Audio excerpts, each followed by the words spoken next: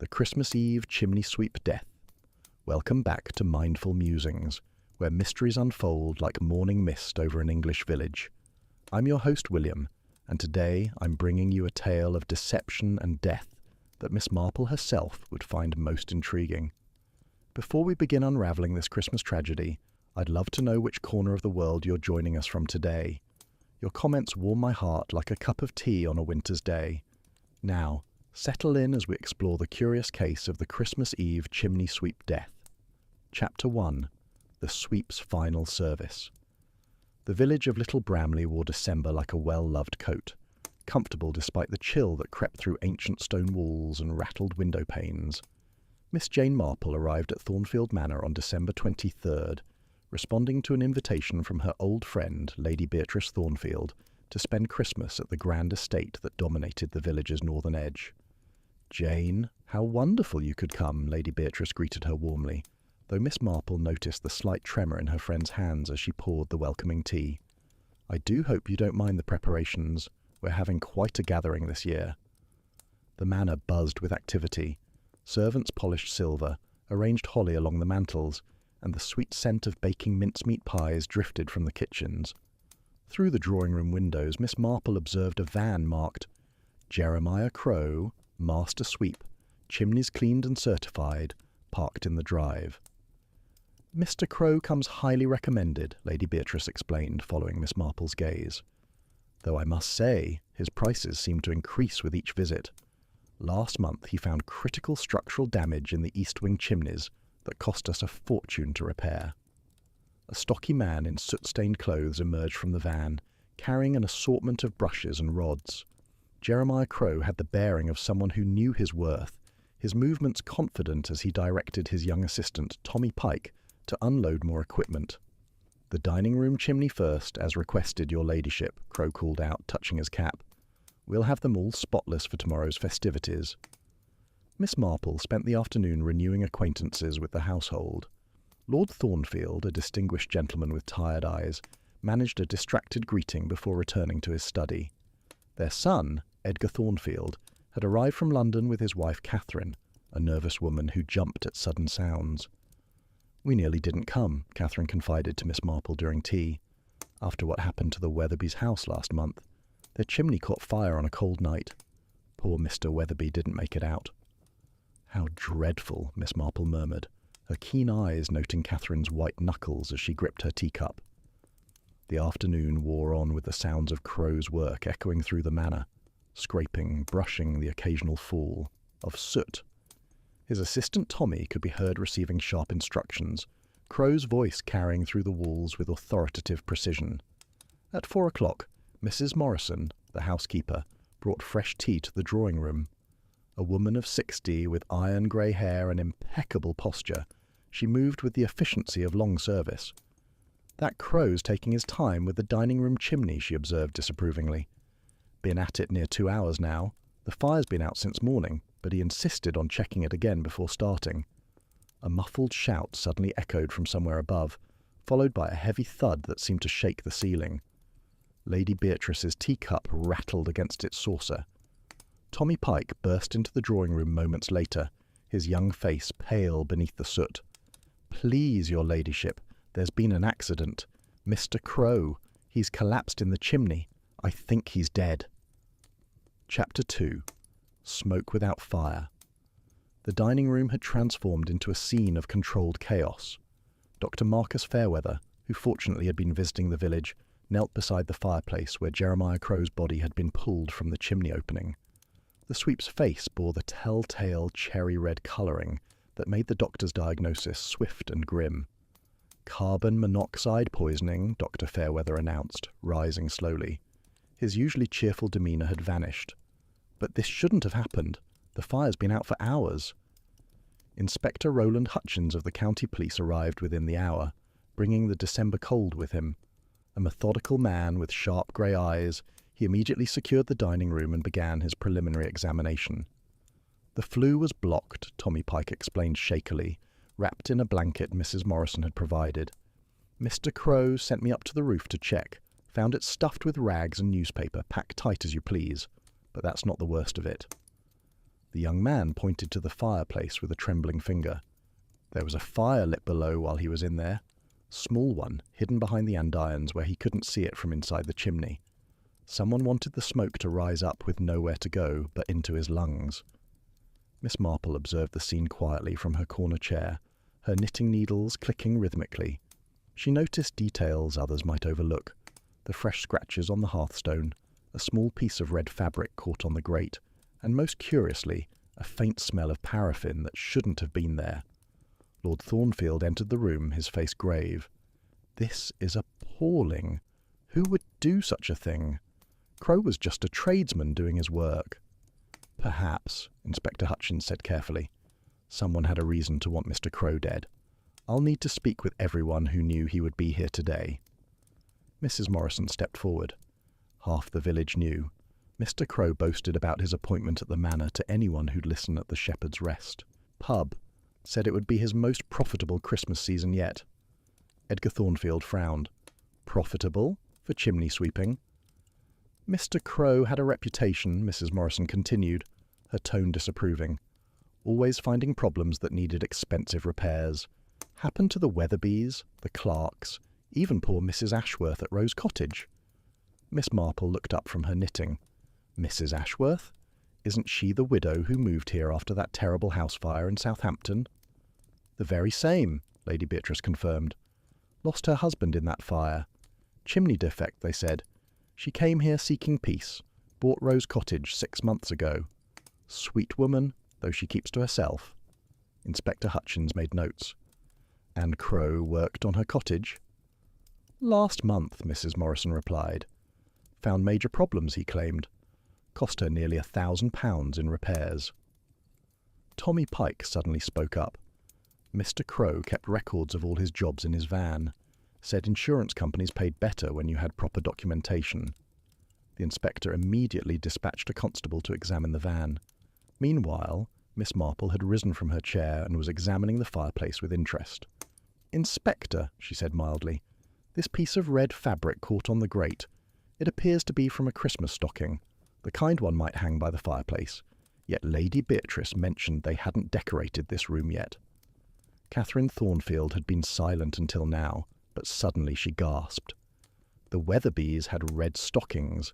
I remember because Mrs. Weatherby showed them to me last year. Handmade," she said, "by her grandmother." The inspector's expression darkened. "The Weatherbys whose house burned down? Where is Mrs. Weatherby now?" "She moved in with her sister in London after the fire," Lord Thornfield said slowly. "But I believe she was visiting the village this week. Something about settling her husband's affairs." As evening fell, the manor took on an oppressive atmosphere. The Christmas decorations seemed to mock the tragedy, their cheerful presence at odds with the grim reality of murder. Chapter 3. Ashes of the Past. The next morning, Christmas Eve, brought no joy to Thornfield Manor. Inspector Hutchins had established a temporary headquarters in the library, and the entire household moved about with subdued voices and worried expressions. Miss Marple, however, maintained her usual calm demeanour, though her sharp eyes missed nothing. The constable's search of Crow's van had yielded disturbing results. Files upon files of detailed documentation about chimney work, insurance claims, and most remarkably, a ledger that seemed to track which houses had filed claims after his repairs. "It's a pattern," Inspector Hutchins explained to the assembled household. "Crow would perform routine cleaning, claim to find serious problems, charge for expensive repairs, and then—" He paused significantly. A surprising number of these chimneys would later suffer, failures resulting in insurance claims. Edgar Thornfield leaned forward. "Are you suggesting he was deliberately sabotaging chimneys?" "The evidence points that way. We found materials in his van consistent with creating defects, corrosive substances, tools for loosening mortar. It appears Mr. Crow was running quite a sophisticated insurance fraud scheme." Miss Marple's needles paused. "How terribly wicked. And Mr. Weatherby's death?" "We're reopening that investigation," the inspector replied grimly. "The fire that killed him occurred 3 weeks after Crow serviced their chimneys." A knock at the door interrupted them. Mrs. Morrison entered, followed by a woman in her 50s wearing a black coat and dark hat. She had the hollow-eyed look of prolonged grief, yet her bearing suggested inner strength. "Mrs. Weatherby," Lady Beatrice rose immediately. "Patricia, I didn't expect—" "I heard about Mr. Crow," Patricia Weatherby said quietly. Her voice was steady, but Miss Marple noticed her gloved hands trembled slightly. "I came to offer any assistance I could to the investigation." Inspector Hutchins studied her carefully. "Mrs. Weatherby, where were you yesterday afternoon?" "At my sister's cottage in the village. We were preparing for a quiet Christmas together." She met his gaze directly. "I know what you're thinking, Inspector. Yes, I blamed Crow for my husband's death. The chimney that caught fire was one he had repaired just weeks before." "You never mentioned these suspicions before," the inspector noted. "Who would have believed me? A grieving widow accusing a respected tradesman. I had no proof, only the coincidence that haunted my nights." Miss Marple spoke gently. "Yet you moved to Little Bramley, where Mr. Crow operated." Patricia Weatherby's composure cracked slightly. "I needed to know. I hired him to service my cottage, to observe his methods, to find evidence. He charged me enormously for unnecessary repairs, but I found nothing concrete to prove my suspicions about George's death." Tommy Pike, who had been silent in the corner, suddenly spoke. "She's not the only one he cheated. Mrs. Ashworth from Rose Cottage, she had him round twice. Second time, she was right angry about something." "Mrs. Ashworth?" Miss Marple inquired with interest. "The widow from Southampton?" The inspector consulted his notes. "We'll need to speak with her. Tommy, what exactly did you observe?" The young man shifted uncomfortably. "Mr. Crow did her chimney in October, then again last month. Second time, she met him at the door with papers in her hand. Insurance documents looked like. They had words. She said something about Southampton, about knowing what he'd done." Edgar Thornfield interjected. "But surely Mrs. Ashworth couldn't have. She's such a quiet, refined lady." "Grief and injustice can drive anyone to extreme measures," Miss Marple observed quietly, her eyes thoughtful. "Inspector, has anyone verified Mrs. Ashworth's alibi for yesterday afternoon?" "Not yet. We've been focused on those present at the manor." Mrs. Morrison cleared her throat. "If I may, Inspector, Mrs. Ashworth was at the village shop yesterday around 3 o'clock.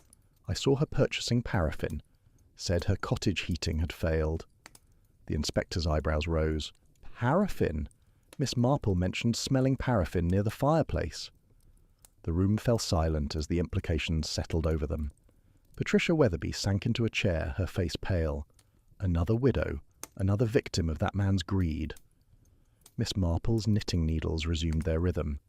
"Inspector, I think perhaps we should learn more about the fire in Southampton, the one that killed Mrs. Ashworth's husband." Chapter 4. The Southampton Connection.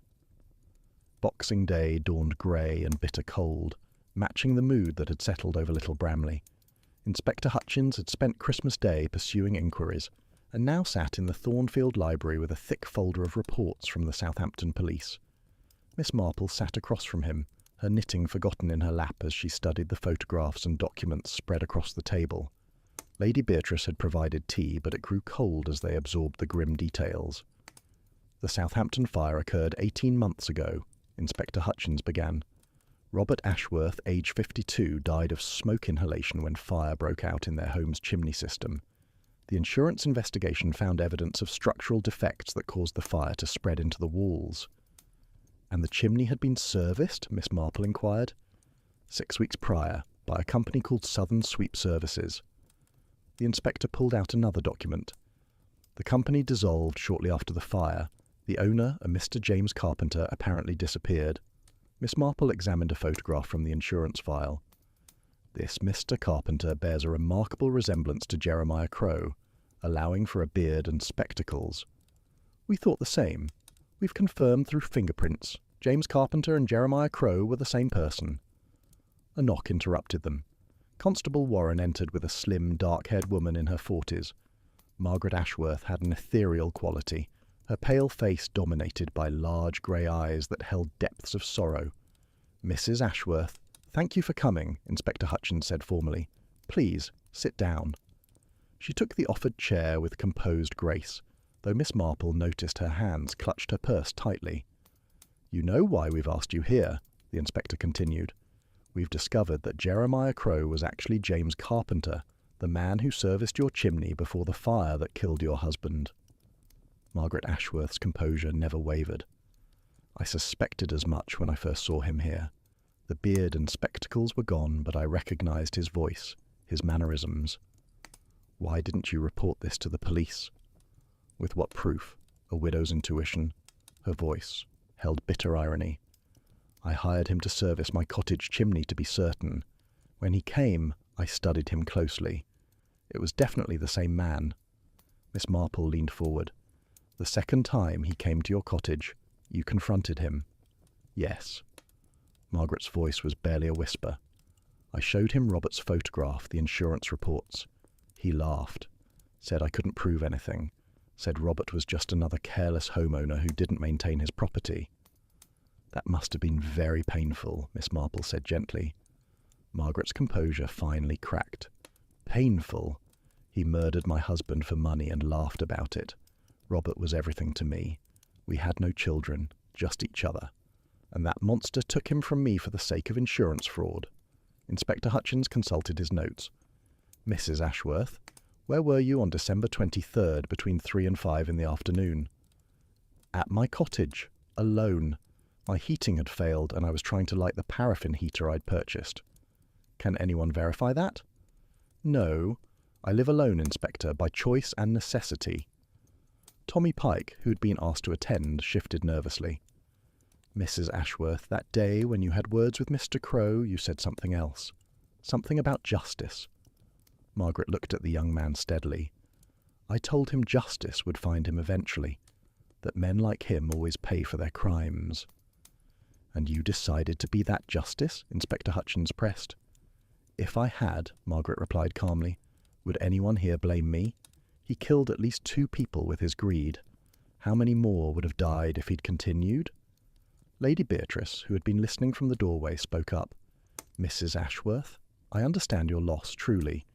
But taking the law into your own hands—" "I've said nothing about taking anything into any hands," Margaret interrupted. "I'm merely pointing out that Mr. Crow's death may have saved lives." Miss Marple had been observing Margaret carefully. "Mrs. Ashworth, you purchased paraffin on the 23rd, yet your cottage has gas heating, not oil." A flicker of something, fear, calculation, crossed Margaret's face. "The gas failed. I needed emergency heating." "Yet the gas company has no record of a service call to your cottage," Inspector Hutchins noted. Margaret stood abruptly. "Unless you're charging me with something, Inspector, I'd like to leave. This is distressing, and I have arrangements to make." "Arrangements?" "I'm leaving Little Bramley. Too many painful memories now." Chapter 5. The Servant's Secret. After Margaret Ashworth's departure, an uneasy silence fell over Thornfield Manor. Miss Marple remained in the library, her fingers working automatically at her knitting, while her mind worked through the tangles of the case. Mrs. Morrison appeared with fresh tea, her usual efficiency somewhat dampened. "Begging your pardon, Miss Marple, but might I have a word?" "Of course, Mrs. Morrison. Please, sit down." The housekeeper perched, uncomfortably on the edge of a chair. "It's about the day Mr. Crow died. I haven't been entirely truthful with the inspector." Miss Marple's needles stilled. "Oh?" "I saw someone in the house who shouldn't have been here. Someone who had no invitation, and who I didn't report to her ladyship." "Who was this person?" Mrs. Morrison twisted her hands nervously.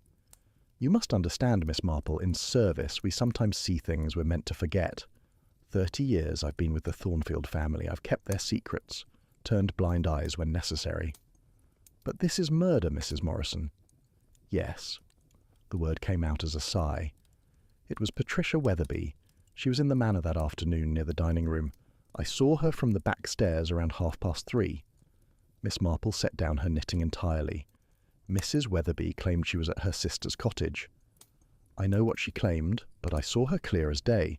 She was carrying something. A bundle of cloth looked like. Red fabric."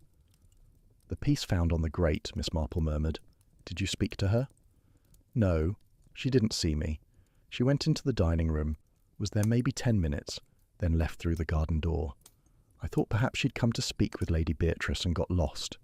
The manor can be confusing to visitors. But you didn't mention it to anyone? Mrs. Morrison's face crumpled slightly. I knew about her husband, about the fire. My own sister lost her home to a chimney fire years ago. If Mrs. Weatherby did something to that devil Crow, well, I thought perhaps some justice shouldn't be questioned. Miss Marple studied the housekeeper carefully. There's more, isn't there?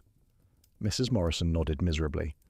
I knew about Crow's scheme, not all of it, but enough. He approached me once, offered money if I'd recommend him to Lady Beatrice and speak of problems with the chimneys. I refused, threatened to expose him. He laughed, said no one would believe a servant over a respectable tradesman. Did you tell anyone else about this? Tommy Pike. The boy's my nephew, you see. I warned him about Crow when he took the apprenticeship, told him to watch himself. But Tommy needed the work, and Crow paid well. A knock at the door interrupted them. Inspector Hutchins entered with Tommy Pike and Constable Warren. The young man looked terrified. Mrs. Morrison, the inspector said grimly, we need to discuss your nephew's involvement in this case. Tommy burst out, I didn't know he was killing people. I swear, I thought it was just about insurance money. Miss Marple raised a hand calmly. Perhaps, Inspector, we should hear the full story from the beginning. The inspector nodded, and Tommy sank into a chair, his head in his hands. Mr. Crow had me help with the sabotage, Tommy admitted. Small things at first, loosening a brick here, applying acid there. He said insurance companies had plenty of money, that we weren't really hurting anyone. But after Mr. Weatherby died... You suspected, Inspector Hutchins said. I knew. Mr. Crow got drunk one night, boasted about it, said Weatherby was getting suspicious, might have reported him, so he made sure that Chimney would fail catastrophically. Mrs. Morrison gasped. Tommy, why didn't you... He threatened me. Said if I talked, he'd make sure I was implicated. Said he had documents with my forged signature. I was trapped. Miss Marple spoke gently. So when Mr. Crow was killed, you were relieved? Yes, Tommy admitted. God help me, yes. But I didn't kill him. I was on the roof checking the other chimneys when it happened. Can anyone verify that? The inspector asked. Edgar Thornfield, Tommy said quickly. He was in the garden, saw me up there. Waved to me just before I heard the shouting from below. Inspector Hutchins made notes. We'll verify that. But Tommy, you must have noticed something that day. You knew Crow's routines better than anyone. Tommy thought carefully. There was something odd. Mr. Crow always checked his equipment thoroughly before starting a job. But that day, he seemed distracted. Kept checking his pocket watch like he was expecting someone. An appointment? Maybe. He mentioned something about settling accounts before we left the shop that morning. Chapter 6. Accounts to Settle. Inspector Hutchins had established an interview room in the Manor's morning room, and by midday on December 27th, he had assembled what he called all interested parties. Miss Marple sat in her accustomed corner, ostensibly focused on her knitting, but absorbing every nuance of the proceedings. Patricia Weatherby sat rigidly upright, her black morning dress a stark reminder of her loss. Beside her, Margaret Ashworth maintained her ethereal composure, though her fingers worried at a handkerchief. Tommy Pike huddled miserably next to his aunt, Mrs. Morrison, while the Thornfield family occupied the settee near the window. Ladies and gentlemen, Inspector Hutchins began formally, we've uncovered disturbing information about Jeremiah Crow's criminal activities. He was responsible for at least 2 deaths through his chimney sabotage scheme, possibly more. However, this does not justify murder. Doesn't it? Patricia Weatherby's voice cut through the room like glass. That man killed my George for profit. Where was justice then? The law, the inspector began. The law did nothing, called it an accident, case closed. Meanwhile, Crow simply changed his name and moved on to kill again. Margaret Ashworth spoke quietly. She's right. My Robert died because the authorities failed to see the pattern. How many more would have died while we waited for the law to catch up? Miss Marple looked up from her knitting. You both had motive, opportunity, and means. The question is, which of you acted on it? Or did they both? Edgar Thornfield suggested suddenly. Everyone turned to stare at him. Well, it's possible, isn't it? 2 widows, both victims of the same man. They might have conspired together. We'd never met before this week, Margaret protested. So you claim, Edgar pressed. But can you prove it? Inspector Hutchins held up a hand for silence. Actually, we can prove it. Or rather, disprove it. Phone records show no communication between Mrs. Weatherby and Mrs. Ashworth prior to Mr. Crow's death. Lady Beatrice, who had been unusually quiet, suddenly spoke. Inspector, there's something I haven't mentioned. That afternoon, when Mr. Crow was working, I saw him receive a note. One of the village boys brought it. Crow read it, smiled in that unpleasant way of his, and told Tommy he had private business to attend to in the dining room. A note? The inspector leaned forward. What became of it? I assume it burned with whatever fire was lit in the grate. Miss Marple's needles clicked thoughtfully. How convenient.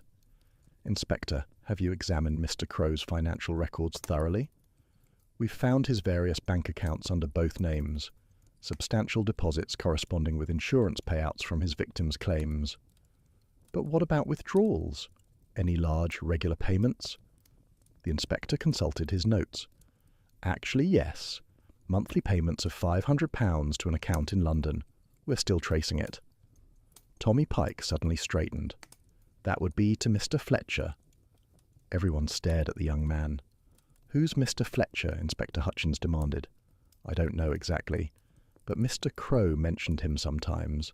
Said Fletcher was his insurance. Laughed like it was a joke. Every month Crow would wire money to London, cursing Fletcher's name the whole time. Blackmail? Miss Marple suggested mildly. That's what I thought, Tommy agreed. Someone had something on Mr. Crow. The inspector immediately dispatched Constable Warren to investigate this Fletcher connection. In the meantime, he returned to questioning the suspects. Mrs. Morrison, you admit to seeing Mrs. Weatherby in the manor. Mrs. Weatherby, do you deny this? Patricia Weatherby's composure finally cracked. All right, yes, I was here, but not to kill him. I came to confront him. I'd learned his new identity, wanted to tell him I knew that I would expose him. And did you confront him? No. When I reached the dining room, I heard him working in the chimney. I saw the opportunity. What opportunity? Patricia's eyes blazed. To frighten him. The red fabric was from George's Christmas stocking, the last one he ever hung. I thought if Crow saw it, knew I was onto him, he might confess or flee. I left it on the grate and departed. You didn't light a fire? No. I wanted him scared, not dead, though God knows he deserved to die. Margaret Ashworth listened to this confession with interest. You showed more restraint than I might have. Inspector Hutchins turned to her. Mrs. Ashworth, your paraffin purchase remains unexplained.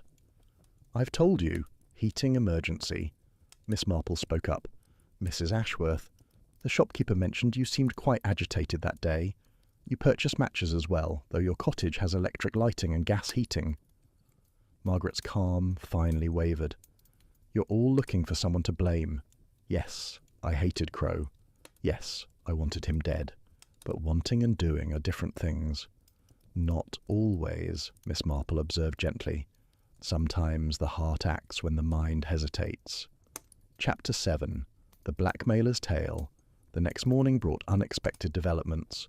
Constable Warren returned from London with extraordinary news and an even more extraordinary companion, a thin, nervous man in his 60s introduced as Mr. Alfred Fletcher. Mr. Fletcher, Inspector Hutchins began once everyone was assembled, you've been receiving payments from Jeremiah Crow, alias James Carpenter, for the past 18 months. Explain. Fletcher fidgeted with his hat. It wasn't blackmail, not exactly. More like compensation. For what? I was Carpenter's partner in Southampton, the legitimate side of the business. I kept the books, scheduled appointments, handled the paperwork. I didn't know about his sabotage scheme until the Ashworth fire. Margaret Ashworth tensed visibly at her husband's name. Fletcher continued. When Robert Ashworth died, I started investigating, found evidence of Carpenter's fraud, doctored reports, supply purchases that didn't match work orders. I confronted him. And, the inspector prompted, He threatened me, said I was complicit whether I knew or not, but I had copies of everything. Told him I'd go to the police unless he disappeared and paid me monthly compensation for the loss of my legitimate business. You let a murderer go free for money? Patricia Weatherby's voice dripped with disgust. Fletcher hung his head. I was scared. Carpenter was dangerous. I thought if he disappeared, at least he wouldn't hurt anyone else. But he did, Miss Marple observed. He simply moved here and continued his deadly trade. I didn't know. I swear. The payments came from a London account. I had no idea he'd set up as Crow in Little Bramley until I read about his death in the papers. Inspector Hutchins studied Fletcher carefully. Where were you on December 23rd? London, at my daughter's. 20 people can verify it. I hadn't left the city in months. Mr. Fletcher, Miss Marple interjected. Did Carpenter have any other enemies? Anyone else who might have discovered his identity? Fletcher thought carefully. There was someone. About 6 months ago, Carpenter called me, panicked. Said someone had sent him a photo of the Ashworth fire with "I know" written on it. He suspected it was the widow, but couldn't prove it. All eyes turned to Margaret Ashworth, who remained silent. There's more, Fletcher added reluctantly. Carpenter mentioned he'd received similar notes about the Weatherby fire. Someone knew about both deaths. Tommy Pike suddenly spoke up. Mr. Crow kept those notes. I saw them in his van in a locked box. He was paranoid about them. Inspector Hutchins immediately ordered another search of the van. Within an hour they had the box open on the library table. Inside were 3 photographs, one of the Ashworth house ablaze, one of the Weatherby residence, and surprisingly, one of Thornfield Manor. Each photo had messages on the back. The Ashworth photo, I know what you did. The Weatherby photo, justice is coming. The Thornfield Manor photo dated just a week ago, your last Christmas. Someone planned this, Inspector Hutchins said grimly. This was premeditated murder. Lady Beatrice gasped. But who would send such things? Miss Marple examined the photographs carefully. The handwriting appears disguised, but notice the peculiarity in the capital J in justice. It has a distinctive curl that's hard to completely suppress. She looked around the room. Mrs. Morrison, might you fetch the household correspondence book, the one where visitors sign in? Mrs. Morrison looked puzzled, but complied. When she returned with the ledger, Miss Marple flipped through recent entries.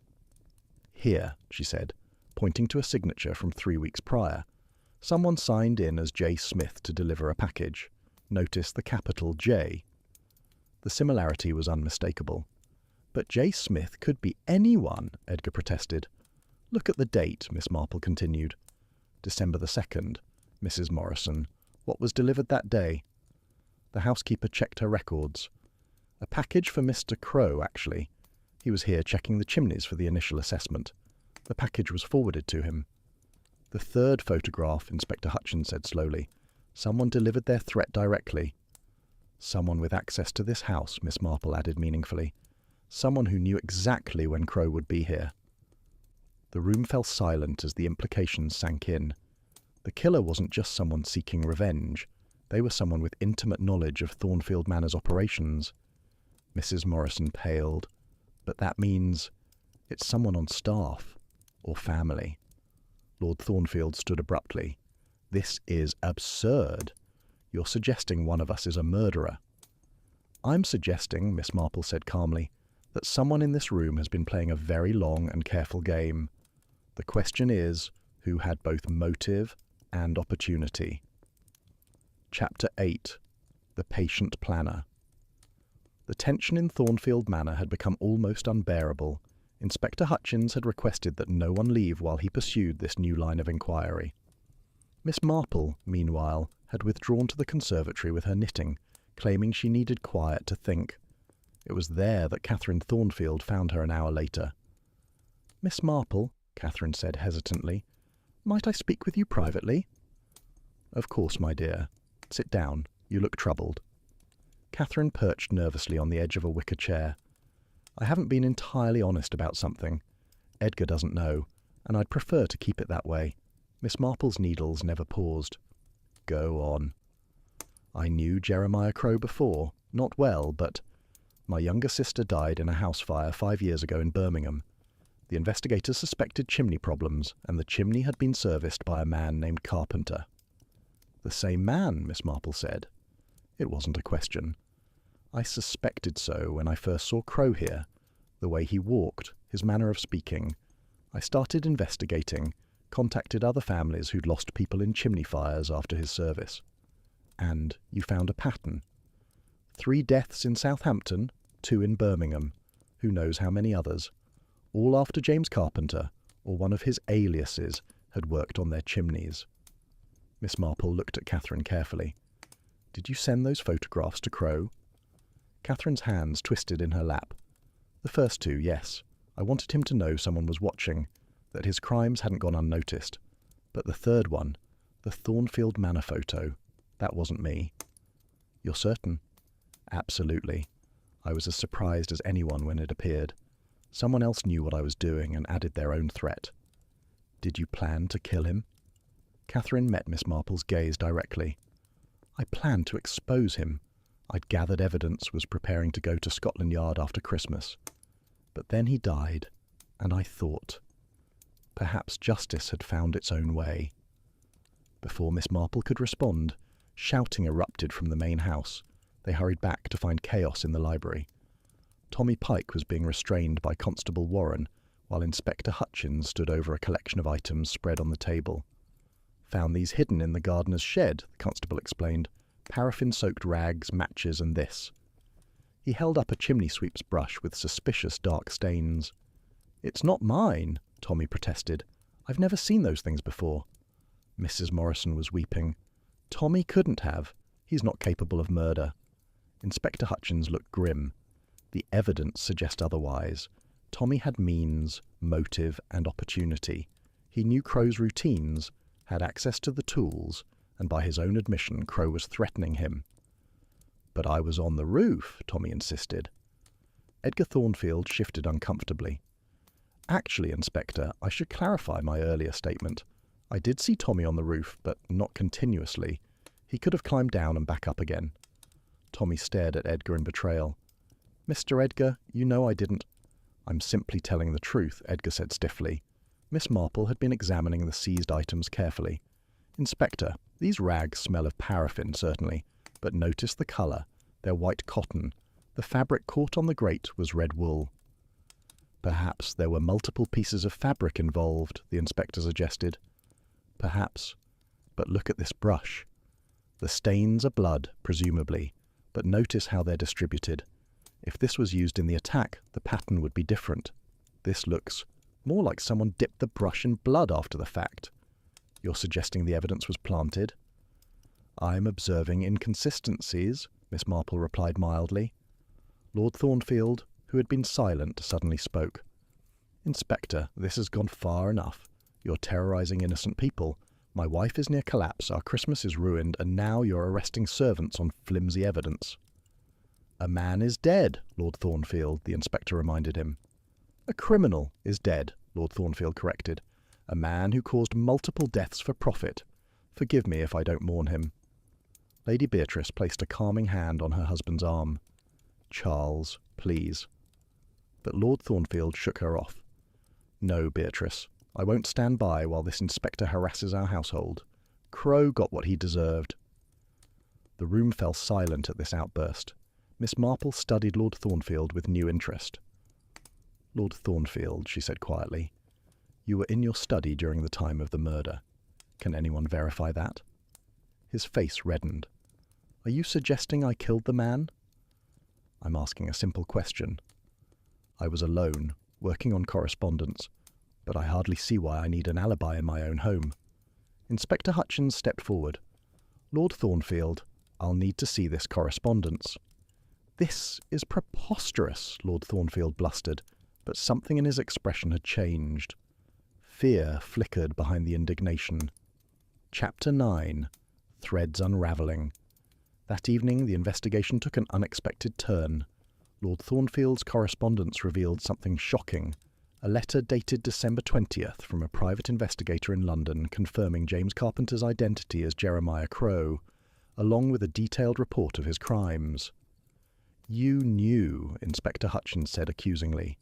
You knew what Crow was before he came here on the 23rd. Lord Thornfield sat heavily in his chair, suddenly looking every one of his 70 years. Yes, I knew, Lady Beatrice gasped. Charles, why didn't you say anything? Because I wanted to be certain. The investigator's report arrived just 3 days before Crow was due here. I planned to confront him after the chimney cleaning, with evidence to hand. But you didn't, Miss Marple observed. I never got the chance. He was dead before I could act. Edgar Thornfield stared at his father. You hired a private investigator? Why? Lord Thornfield's jaw tightened. Because of what happened to the Ashworths. You see, Robert Ashworth was my cousin, distant but family nonetheless. When he died in that fire, something seemed off about it. Then Crow appeared here, and something about him troubled me. Margaret Ashworth, who had remained silent through recent revelations, spoke up. Robert never mentioned a connection to the Thornfields. We'd been estranged for years over a family matter, but blood is blood. When I suspected Crow might be Carpenter, I had to know. Miss Marple had been reviewing the investigator's report. Lord Thornfield, this report includes something interesting. It mentions that Carpenter had a partner in Southampton who disappeared after the Ashworth fire. Fletcher, yes. The investigator traced him to London. But there's another name here. A Simon Ashworth, Robert's brother. It says he also made inquiries about Carpenter after the fire. Margaret went rigid. Simon died 6 months ago. Heart attack. Did he? Miss Marple asked gently.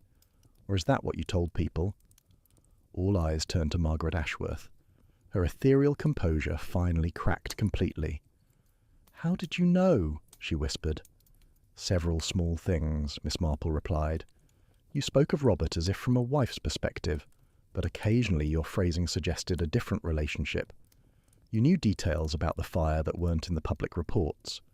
And when Mr. Fletcher arrived, you recognized him, though Margaret Ashworth had supposedly never met Carpenter's associates.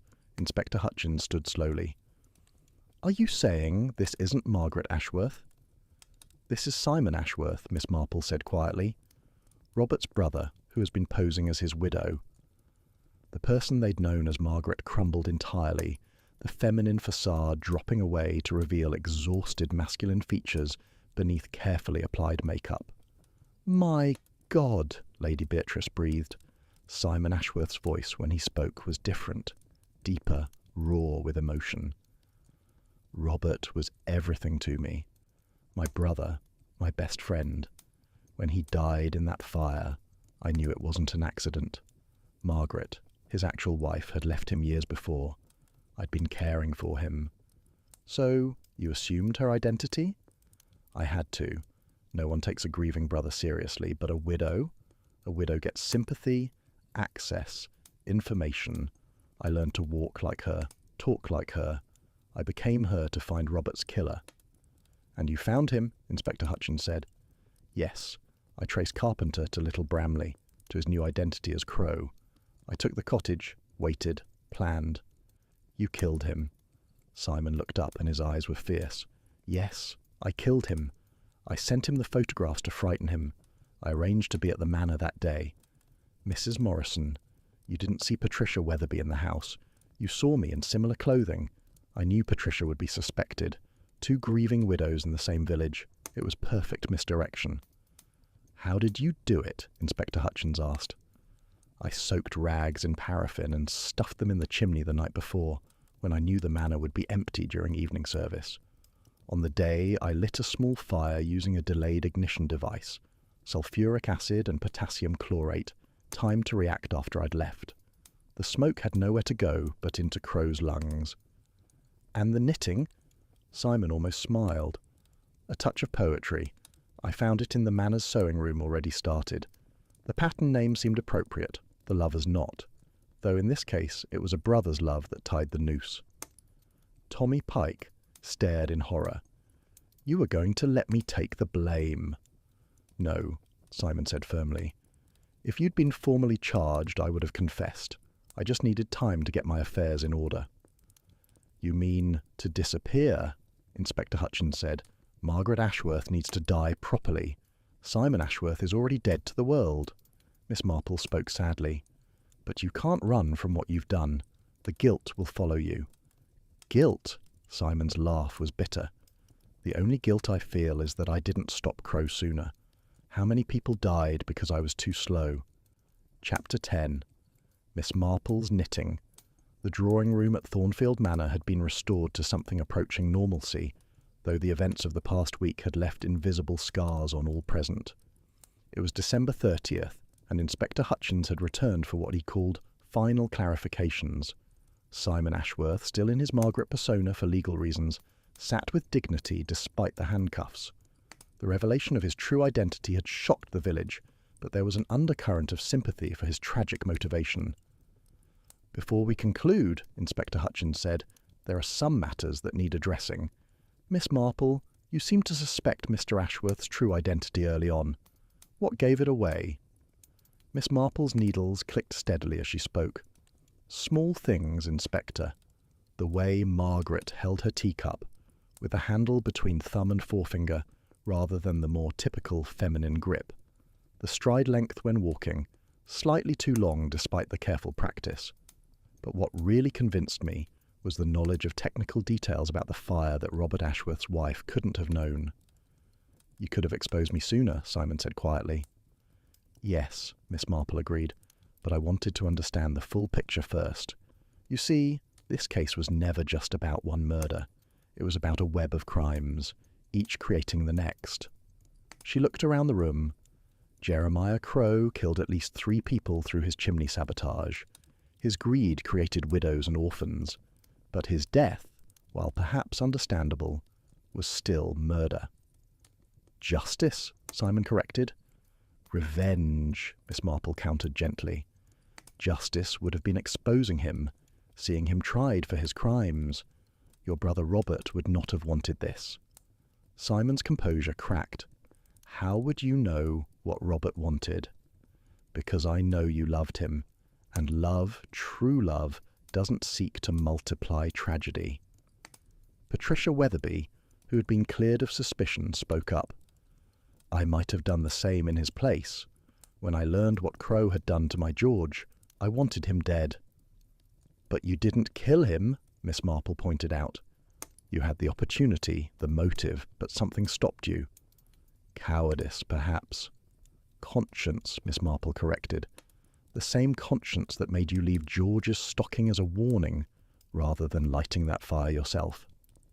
Catherine Thornfield, her secret, investigation revealed, sat close to Edgar, their hands clasped. "What will happen to Simon?" Inspector Hutchins sighed. "That's for the courts to decide. The circumstances are extraordinary. Multiple victims, elaborate planning, but also severe provocation. I suspect the jury will be sympathetic." Lord Thornfield, whose family connection to Robert Ashworth had added another layer to the tragedy, spoke with authority. "I'll ensure he has the best legal representation. What he did was wrong, but Crow was a serial killer hiding behind respectability." "Two wrongs don't make a right, Charles," Lady Beatrice said softly. "No, but sometimes they make people notice the first wrong," Lord Thornfield replied. Tommy Pike, cleared of all charges, had found his voice. "What about Mr. Fletcher? He knew Crow was a killer and did nothing." "Fletcher will face charges for failing to report a crime and accepting money from criminal proceeds," the inspector said. "Though given his cooperation, I expect leniency."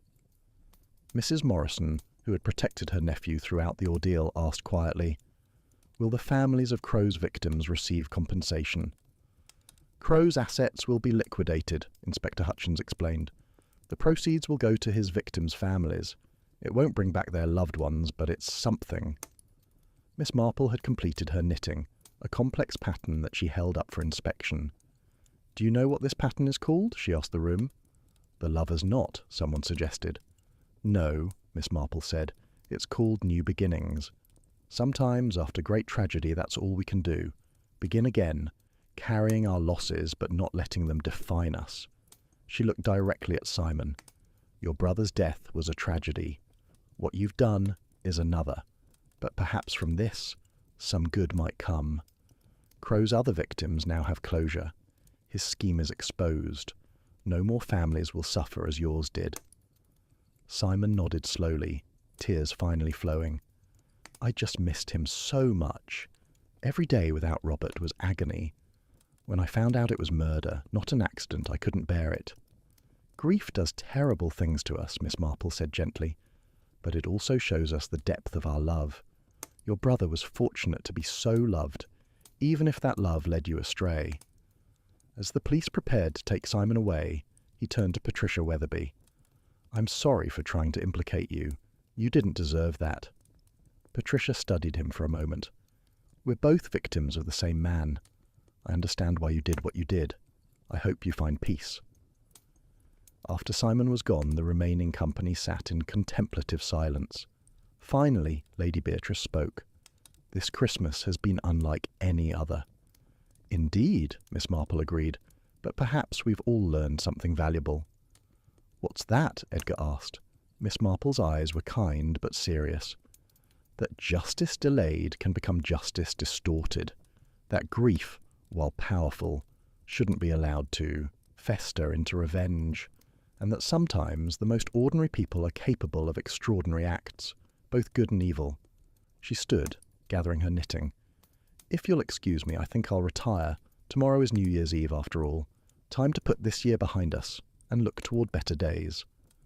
As she walked to her room, Miss Marple reflected on the case. Simon Ashworth would likely serve time for his crime, though she suspected not as much as the law typically demanded. The village would eventually heal from the shock, and somewhere she hoped Robert Ashworth's spirit might find peace knowing his death had been avenged, even if the price was his brother's freedom. At her window, looking out at the fresh snow beginning to fall, Miss Marple began a new knitting project. The pattern was simple this time, a straightforward scarf. Sometimes, she thought, after complexity comes the need for simplicity. After darkness, the hope for light. After death, the possibility of renewal. The Christmas Eve chimney sweep death would be remembered in Little Bramley for generations, a cautionary tale about greed, revenge, and the dangerous power of love turned to hatred. But for now, as the snow covered the village in pristine white, there was a chance for new beginnings. Miss Marple smiled softly and began to knit, her needles clicking rhythmically in the quiet night, creating something warm and useful from separate strands of yarn, much as she had done with the threads of the case, weaving them together until the truth was revealed. William here again from Mindful Musings. And there you have it, dear listeners, a tale of how love and loss can drive even the most ordinary souls to extraordinary measures. Miss Marple's needles have clicked their last for this case, revealing how grief can twist into vengeance when justice seems beyond reach. Thank you for joining me in Little Bramley this Christmas season. Until our next mystery unfolds, keep your fires burning safely and your hearts open to the complexities of human nature. This is William, bidding you a thoughtful farewell from Mindful Musings, the Reindeer Farm Mystery. Welcome to Mindful Musings, where mysteries unfold like morning mist over the Scottish Highlands. I'm your host, William, and today I'm bringing you a tale that chilled even Miss Marple's seasoned bones. Before we begin this wintry mystery, I'd love to know where you're listening from today. Are you cozied up by a fire, or perhaps commuting through the frost? Let me know in the comments. Now, let's begin the Reindeer Farm Mystery. Chapter 1. The Christmas Eve Discovery. Miss Marple wrapped her wool shawl tighter around her shoulders as she stood at the edge of Glenmore Reindeer Farm, watching the police vehicles arrive through the falling snow. She had come to the Scottish Highlands to spend Christmas with her nephew Raymond, who had rented a cottage near the village of Strathcarron. What should have been a peaceful holiday had turned into something altogether more sinister. The farm, owned by Magnus MacLeod, had been a popular attraction for families during the festive season. Children would come to feed the reindeer, take sleigh rides, and have their photographs taken with the gentle creatures. But now, on Christmas Eve morning, Magnus lay dead in the main enclosure, and the initial assessment was that his own reindeer had trampled him to death. Detective Inspector Hamish McBride stood near the gate, his breath forming clouds in the frigid air. A tall, lean man with greying temples, he had the weathered look of someone who had spent years investigating crimes in these harsh but beautiful lands. Miss Marple had encountered him the previous day at the village shop, where they had struck up a conversation about the challenges of a rural life. "Miss Marple?" Hamish nodded as she approached. "I heard you were staying nearby. This must be quite disturbing for your holiday." "Indeed, Inspector," she replied, her keen blue eyes taking in the scene. "Though I've found that death rarely considers the convenience of its timing. The poor man. Was he alone when it happened?" "Appears so. His wife, Fiona, found him this morning when she came to check why he hadn't returned for breakfast. The animals were all loose in the enclosure, standing around the body." Hamish gestured toward the reindeer, now secured in a separate paddock. "Magnificent creatures, but they can be dangerous when provoked." Miss Marple observed the reindeer carefully. They seemed remarkably calm, nibbling at hay, their breath steaming in the cold. "How curious," she murmured. "One would expect them to be agitated after such an incident." "That's what I thought," Hamish admitted, lowering his voice. "Between you and me, something doesn't feel right about this." The farm consisted of several buildings. The main house where the MacLeods lived, a large barn converted into a gift shop and cafe, the reindeer enclosures, and a small office building. Crime scene tape already surrounded the main enclosure, and forensic officers in white suits moved carefully around the area. Fiona MacLeod emerged from the house, supported by a younger woman Miss Marple recognised as their daughter, Isla. Both women were red-eyed from crying, but there was something else in Fiona's expression, a guardedness that struck Miss Marple as odd. "The gates," Miss Marple said quietly to Hamish. "Were they found open or closed?" Hamish's eyes sharpened. "Open! All 3 gates to the main enclosure were wide open when Mrs. MacLeod found him. She says Magnus was always meticulous about securing them." "And yet they were all open," Miss Marple mused. "Tell me, Inspector, does one typically need to open all 3 gates to enter the enclosure?" "No, just one would suffice. The others are for moving the animals between paddocks." Hamish studied her with growing interest. "You're thinking what I'm thinking, aren't you? Someone wanted those animals to have free run of the enclosure." "Or wanted it to appear that way," Miss Marple replied softly, watching as Magnus MacLeod's body was carefully removed from the scene. Chapter 2. Questions in the Snow. The Strathcarron village hall had been transformed into a temporary incident room, its usual Christmas decorations looking incongruous against the serious faces of the police officers. Miss Marple had been invited by Inspector McBride to observe the initial interviews, her reputation having preceded her even to this remote Highland village. Magnus MacLeod, age 58, Hamish read from his notes, owned Glenmore Reindeer Farm for 15 years, married to Fiona for 32 years, 2 children, Isla, who lives locally, and Robert, who works in Edinburgh. Sergeant Jenny Morrison, a bright young officer with keen eyes, added, "The farm's been struggling financially for the past 2 years. Competition from a new wildlife park 20 miles away has cut their visitor numbers significantly." Miss Marple listened while knitting a Christmas scarf, her fingers working automatically as her mind processed the information. What about enemies? Surely a man doesn't run a business for 15 years without making some. "Plenty of those," Hamish said grimly.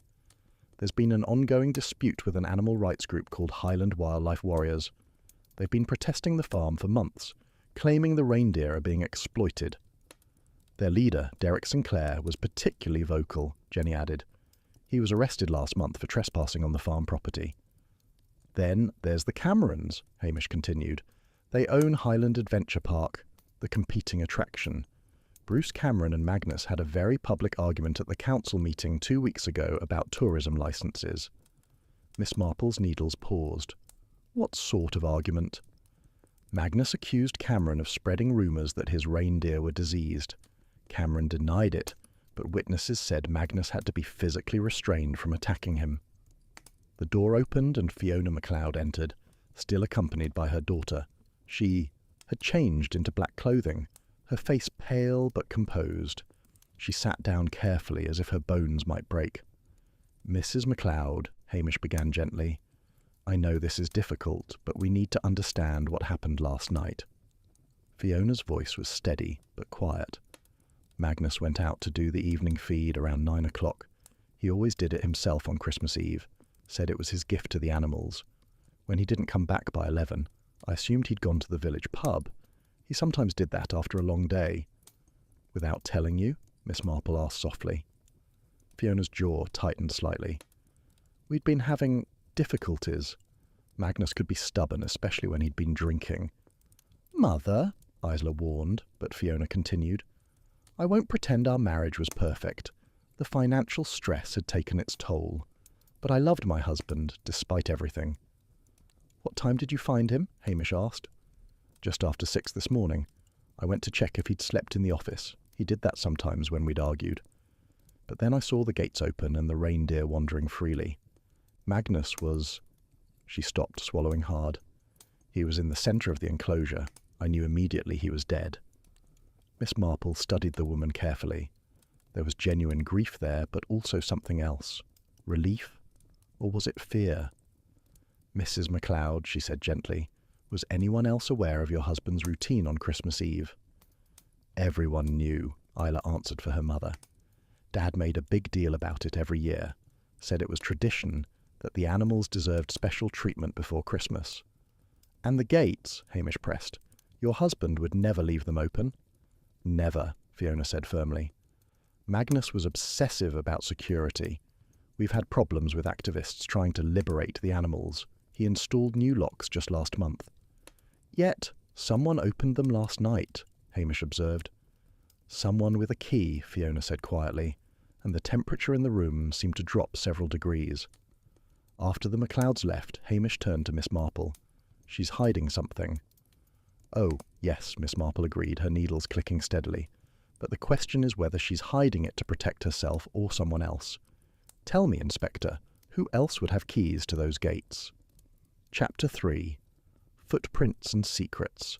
The morning after Christmas brought fresh snowfall, covering the farm in a pristine white blanket that seemed to mock the dark events of Christmas Eve. Miss Marple accompanied Inspector McBride back to Glenmore Farm, where the forensic team had made some interesting discoveries. Look at this, Dr. Sarah Brennan, the forensic pathologist, showed them to a cleared area near the main enclosure. We found multiple sets of footprints preserved under the overhang where the snow didn't reach. At least 3 different people were here last night. Hamish crouched down to examine the prints. Magnus's boots. We've matched those. But these, others... One set belongs to work boots, size 10, Dr. Brennan continued. The other appears to be women's boots, size 6. Both sets lead to and from the gates. Miss Marple observed the pattern of the prints carefully. The woman's prints overlay the others in some places. She arrived after the person in work boots. There's more. Dr. Brennan led them to Magnus's body in the mortuary tent. The initial assessment was wrong. Yes, there are hoof marks and trampling injuries, but the cause of death was a blow to the back of the head. Something heavy and blunt. The trampling happened post-mortem. So someone knocked him unconscious, then let the reindeer... Hamish trailed off, disgust evident in his voice. The reindeer were likely just investigating, Dr. Brennan explained. They're curious animals. In the dark, moving around a fallen object, they would have stepped on him accidentally. But whoever did this was counting on it looking like an accident. They were interrupted by the arrival of Derek Sinclair, the animal rights activist. He was a tall, intense man in his 30s, with wild, dark hair and passionate eyes. Inspector, I heard about Magnus. I want to make it clear that our organisation had nothing to do with this.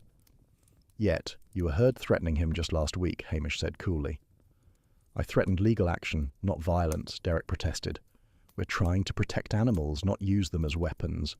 This is exactly the kind of thing we're against. Miss Marple studied the young man. His boots, she noticed, looked to be about size 10. Mr. Sinclair, where were you on Christmas Eve? At the protest camp. We're set up on public land adjacent to the farm. At least 20 people can verify I was there all night. All night? Miss Marple pressed gently.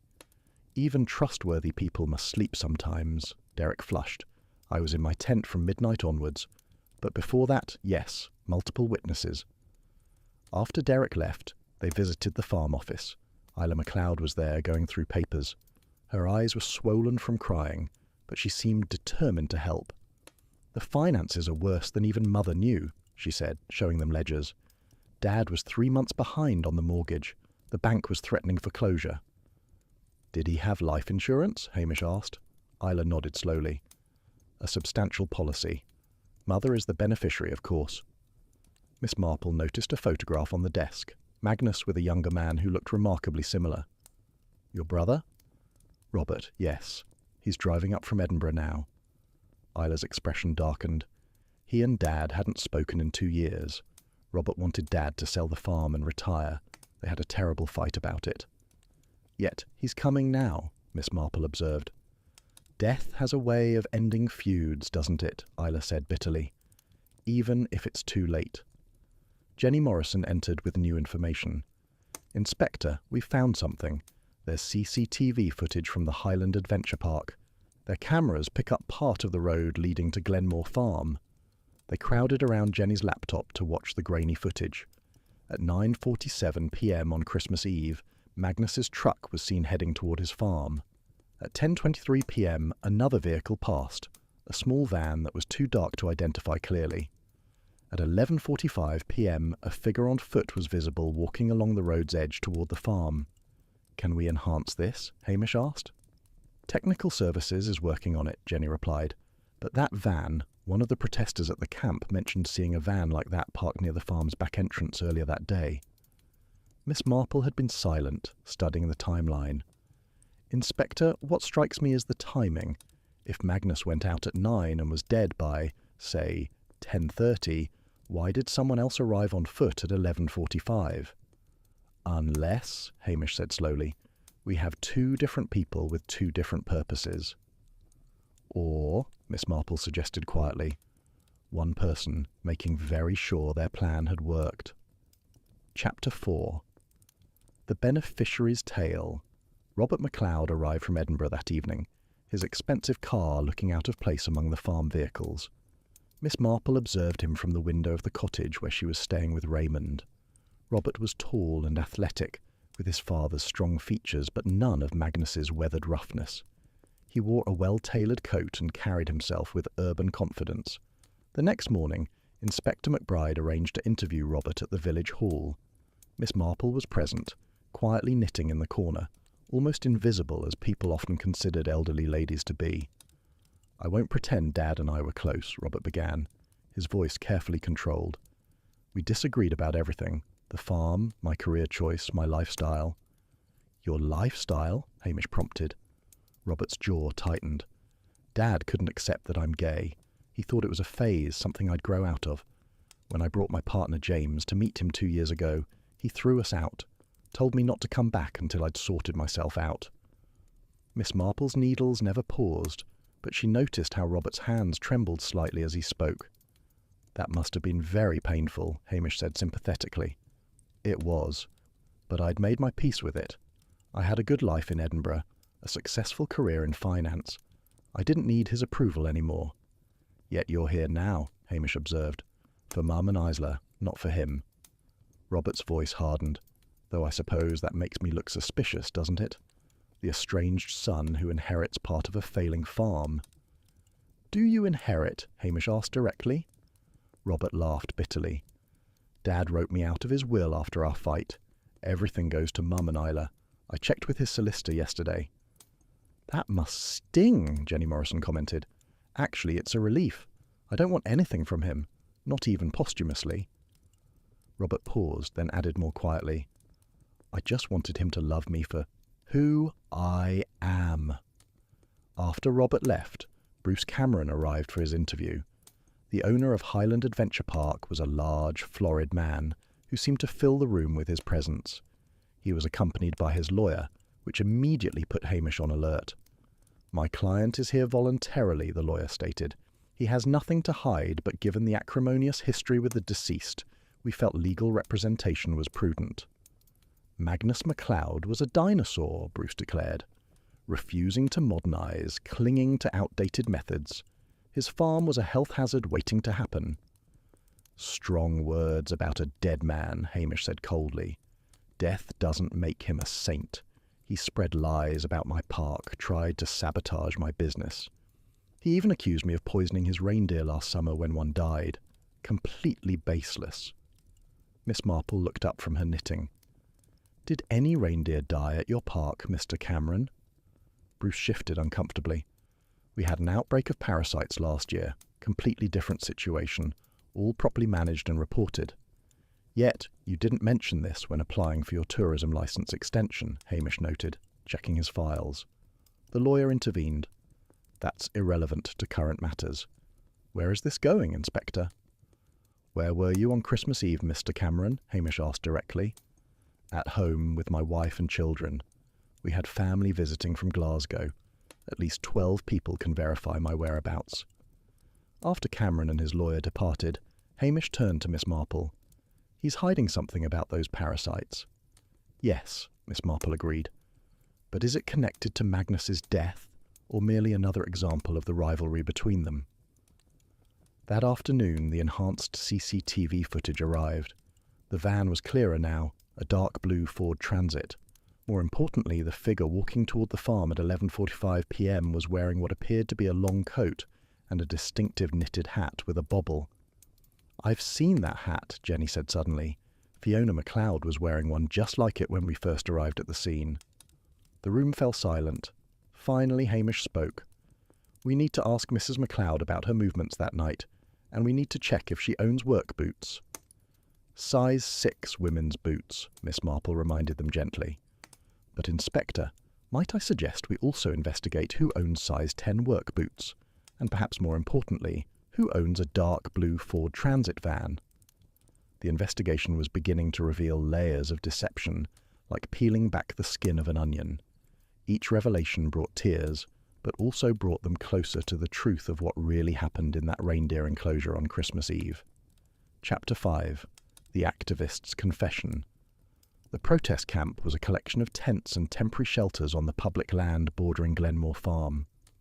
Miss Marple accompanied Inspector McBride there on a cold December morning, 3 days after Magnus's death. The activists regarded them with suspicion, but Derek, Sinclair emerged from a larger tent to greet them. "Inspector, Miss Marple, I assume you're here about the van?" Hamish raised an eyebrow. "You know about the van?" "One of our members, Rosie, owns a dark blue Transit. She's been sick about it since she heard you were looking for one." Derek led them to a young woman with dreadlocks and nervous eyes. "I lent it to someone that night," Rosie blurted out immediately. "I didn't know, I never thought—" "Who did you lend it to?" Hamish asked patiently. Rosie looked at Derek, who nodded encouragingly. "Isla MacLeod. She said she needed to move some equipment for the farm. I thought I was helping. We've never had issues with Isla. She's been sympathetic to our cause." Miss Marple and Hamish exchanged glances. "What time did she borrow it?" Hamish asked. "About 8 in the evening. She returned it around midnight." "Did she say why she couldn't use one of the farm vehicles?" Miss Marple inquired gently. "She said her dad would be furious if he knew she was helping us move some rescue equipment. We've been planning to document the reindeer's conditions, and she was going to let us know the best times when her father wouldn't be around." Back at the incident room, this new information cast the investigation in a different light. Jenny Morrison had been researching the farm's insurance policies and discovered something significant. "There's a second life insurance policy," she announced. "Not on Magnus, but on the reindeer. If any of them had to be destroyed due to disease or injury, the farm would receive $50,000. "But none of the reindeer were harmed," Hamish pointed out. "No, but look at this," Jenny showed them veterinary records. 6 months ago, Magnus had several reindeer tested for a parasitic infection. The tests came back negative, but the laboratory noted some irregularities in the samples. Miss Marple studied the documents. These irregularities, could they suggest the samples were tampered with? It's possible. The lab recommended retesting, but Magnus never followed up. They were interrupted by Isla MacLeod's arrival. She looked haggard, her eyes red-rimmed. "I heard you wanted to see me about Rosie's van." "Sit down, Miss MacLeod," Hamish said, not unkindly. "We know you borrowed the van on Christmas Eve. We need to know why." Isla was silent for a long moment, then broke down crying. "I was trying to help. Dad was so stubborn, so proud. The farm was failing, and he wouldn't admit it. He wouldn't take help from anyone." "What kind of help?" Miss Marple asked softly. "Bruce Cameron had made an offer, not publicly. He sent it through me. He wanted to buy the farm, merge it with his park. He offered a good price, enough for Mum and Dad to retire comfortably, but Dad wouldn't even consider it. "So you went to the farm that night?" Hamish pressed. "I wanted to talk to him alone, away from Mum. I thought if I could just make him see reason. But when I got there, the gates were already open, and Dad was—" She broke off, sobbing. "What time was this?" Hamish asked. "About 10:30. I saw him lying there, and I panicked. I didn't know what to do. I couldn't face going into the house, telling Mum. So I left. I drove around for an hour, trying to decide what to do. Then I went back." "The figure walking on the road at 11:45, Miss Marple said." "That was you?" Isla nodded. "I parked the van down the road and walked back. I needed to know if it was real, if he was really dead. But I couldn't bring myself to go into the enclosure. I saw him from the gate, still lying there, and I ran." "Why didn't you call for help?" Hamish asked. "Because I thought—" Isla hesitated. "I thought Mum had done it. She'd been so angry with him lately, and she knew about the insurance policy. When I saw the gates open, I thought she'd finally snapped." "But your mother's footprints show she arrived after you," Miss Marple pointed out gently. Isla looked confused. But if it wasn't Mum, and it wasn't me, then who? That evening Miss Marple sat by her nephew's fireplace, sorting through the threads of the case. Raymond watched her, recognising the signs of his aunt deep in thought. "The pieces are all there," she murmured. "The insurance policies, the parasites, the borrowed van, the footprints, but the pattern isn't complete yet." "Can I help?" Raymond offered. Miss Marple smiled at him. "Tell me, dear, if you wanted to destroy someone's business without directly attacking them, what would you do?" Raymond considered. "I suppose I'd undermine their reputation, make their customers lose faith in them." "Exactly," Miss Marple said, her needles clicking faster. "And if those customers were parents bringing children to see reindeer?" "I'd make them think the animals were dangerous or diseased," Raymond said slowly. "Oh, Aunt Jane, you don't think—" "I think," Miss Marple said quietly, "that Magnus MacLeod was killed by someone who had been planning his destruction for a very long time. And tomorrow, I believe we'll finally understand who and why." Chapter 6. The Veterinarian's Secret. The next morning brought an unexpected visitor to the investigation. Dr. Kenneth Murray, the local veterinarian, arrived at the village hall looking deeply troubled. He was a thin, precise man in his 50s, with the careful manner of someone who spent his life dealing with creatures who couldn't tell him where it hurt. "Inspector McBride," he began hesitantly, "I need to discuss something about Magnus MacLeod's reindeer." Hamish gestured for him to sit. Miss Marple continued her knitting in the corner, appearing absorbed in her work, but listening intently. "Those parasite tests from 6 months ago," Dr. Murray continued. "I've been reviewing them since I heard about Magnus's death. There's something wrong with them." "Wrong how?" Hamish leaned forward. "The samples I sent to the lab, they weren't from Magnus's reindeer. I know because I keep detailed DNA records of all the animals I treat. Someone switched the samples." "Who had access to them?" Hamish asked sharply. Dr. Murray looked uncomfortable. "Several people. The samples are stored in my clinic overnight before courier collection. My assistant, any of the other veterinarians who use the facility, and—" He paused. "Anyone with a key." "Who has keys?" Miss Marple asked mildly. "Myself, my assistant Carol, and the cleaning company. But here's the troubling part. Carol mentioned seeing Bruce Cameron near the clinic that night. He claimed his dog was sick, but he never brought it in for treatment." Jenny Morrison had been checking records on her laptop. "Dr. Murray, according to this, you've been treating animals at Highland Adventure Park as well. Isn't that a conflict of interest?" The veterinarian shifted nervously. "It's a small community, Sergeant. I treat all the animals in the area, but yes, I've been managing the parasite outbreak at Cameron's Park. The same parasites Magnus was worried about." Hamish's tone was sharp. "Similar, yes, but Magnus's reindeer showed no symptoms. I tried to tell him the test results must be wrong, but he wouldn't listen. He was convinced Cameron was trying to infect his animals." After Dr. Murray left, promising to provide all his records, Hamish turned to Miss Marple. "This is getting complicated. Cameron had means and motive, but his alibi is solid." "Alibis can be arranged, Inspector," Miss Marple said thoughtfully, "especially when one has employees who might be persuaded to help." That afternoon they interviewed Carol Jenkins, Dr. Murray's assistant. She was a young woman in her late 20s, pretty but nervous, with the sort of anxious energy that suggested secrets. "I did see Mr. Cameron that night," she admitted, "but not at the clinic. He was at the Stag's Head pub with someone I didn't recognise. A woman." "Can you describe her?" Hamish asked. "Older, well-dressed, dark hair going grey. They seemed to be having an intense conversation." Miss Marple's needles stopped. Did this woman have any distinctive features, Carol thought. She wore a rather unusual brooch, a silver stag's head. I noticed because it seemed appropriate for the pub. "Fiona MacLeod has a brooch like that," Jenny said quietly. "It was in the photographs from their last anniversary party." The implications hung heavy in the air. Hamish immediately arranged to bring both Fiona MacLeod and Bruce Cameron in for formal questioning. Fiona arrived first, accompanied by a solicitor. She looked composed but tired, the strain of the past few days evident in her face. "Mrs. MacLeod," Hamish began formally, "were you at the Stag's Head pub with Bruce Cameron 6 months ago?" Fiona's solicitor started to object, but she raised her hand to stop him. "Yes," she said simply. "I was." "Why?" Hamish asked. "Bruce and I were discussing the future of both businesses. Despite what Magnus believed, Bruce isn't our enemy. He understood that there was room for both attractions if we worked together instead of against each other." "Your husband didn't know about this meeting?" Miss Marple asked gently. Magnus would never have listened.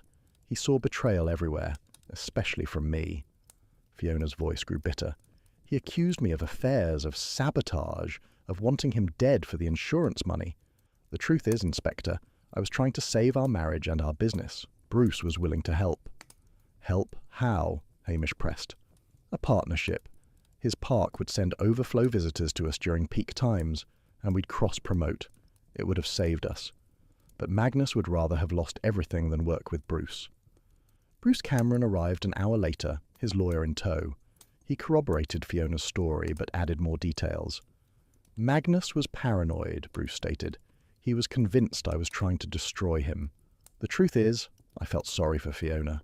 She was trying to hold everything together while Magnus drank away their profits and alienated everyone who tried to help."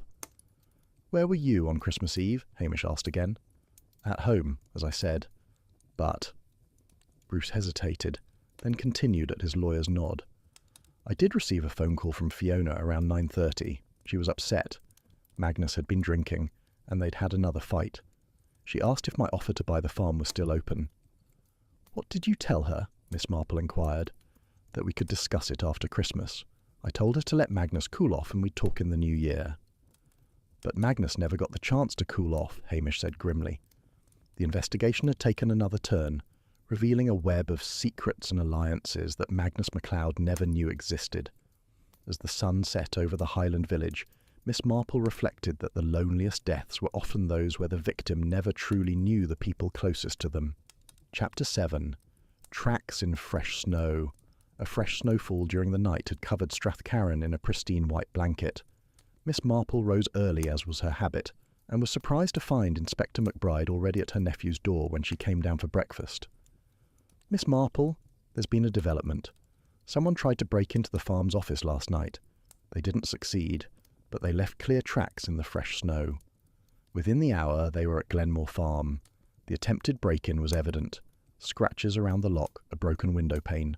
But it was the footprints that proved most interesting." "Size 10 work boots again," Dr. Brennan observed. "Same pattern as the prints from Christmas Eve." Miss Marple examined the tracks carefully. They led from the road, around the back of the office, and then seemed to disappear near the barn. "Whoever it was knew exactly where they were going," Hamish noted. "This wasn't random." Inside the office, Isla was checking what might have been targeted. "All the financial records are here. The insurance papers, Dad's, correspondence. Wait." She pulled open a drawer. "Dad's journal is missing." "He kept a journal?" Hamish asked sharply. "For years. He wrote in it every evening. Complained it was the only way he could keep his thoughts straight with everything going on." "And it's definitely gone?" Miss Marple asked. Isla searched thoroughly. "Yes. He kept it in this drawer. Locked. Someone forced it open." Jenny Morrison came in with her laptop. Inspector, I've been reviewing the CCTV footage from the main road. Last night at 2 a.m, a figure on foot passed by heading toward the farm. They were carrying something, possibly a bag or backpack. Can we identify them? Hamish asked. Not clearly, but look at this. Jenny enhanced the image. They're wearing a veterinary college sweatshirt. You can just make out the logo. Dr. Murray was brought in for questioning immediately. He seemed genuinely shocked by the suggestion of his involvement. I was at home all night. My wife can verify that. Besides, why would I want Magnus's journal? Perhaps because it contained references to the switched samples, Hamish suggested. Dr. Murray paled. I had nothing to do with switching those samples. I only discovered it after reviewing the DNA records. Miss Marple spoke up. Dr. Murray, who else has access to veterinary college clothing? Well, any graduate, I suppose. My assistant Carol went there, as did several other local vets. He paused. Actually, Bruce Cameron's son is studying there now. But it was Jenny who made the crucial connection. Wait a minute. Robert MacLeod, his partner James, is a veterinary student. I saw it in the background check. Robert and James were staying at the village inn. When Hamish and Miss Marple arrived, they found them in the process of packing. Going somewhere? Hamish asked. Robert looked defensive.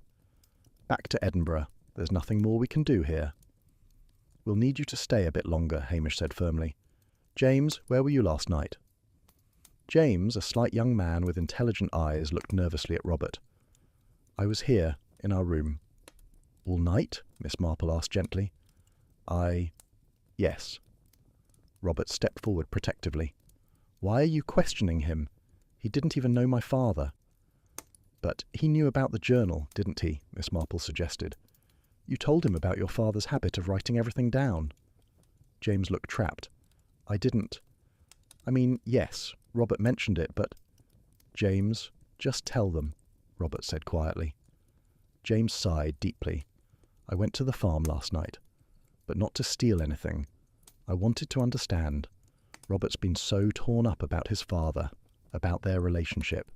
I thought if I could read what Magnus really thought, maybe I could help Robert find some peace. And did you find the journal? Hamish asked. No, someone had already taken it. The drawer was forced, but empty. I panicked and left. Those were your footprints by the gates on Christmas Eve? Miss Marple asked. Suddenly. James went white. Robert grabbed his arm. You said you were at the hotel. I'm sorry, Rob. I knew how upset you were about the fight with your father. I wanted to try to talk to him, to make him understand. But when I got there, I saw someone leaving through the back gate. I got scared and ran. Who did you see? Hamish demanded. I don't know. It was dark. But they were carrying something. A bag or bundle. They went toward the reindeer enclosure. What time was this? Miss Marple asked. About 10:15. After Magnus would have been killed, but before Isla arrived, Hamish muttered. James, think carefully. Was there anything distinctive about this person? James closed his eyes, concentrating. They walked with a slight limp, and they were humming something. A Christmas carol. Good King Wenceslas, I think. Miss Marple's needles stopped moving entirely. Inspector, she said quietly, I think we need to speak with someone who's been overlooked in this investigation.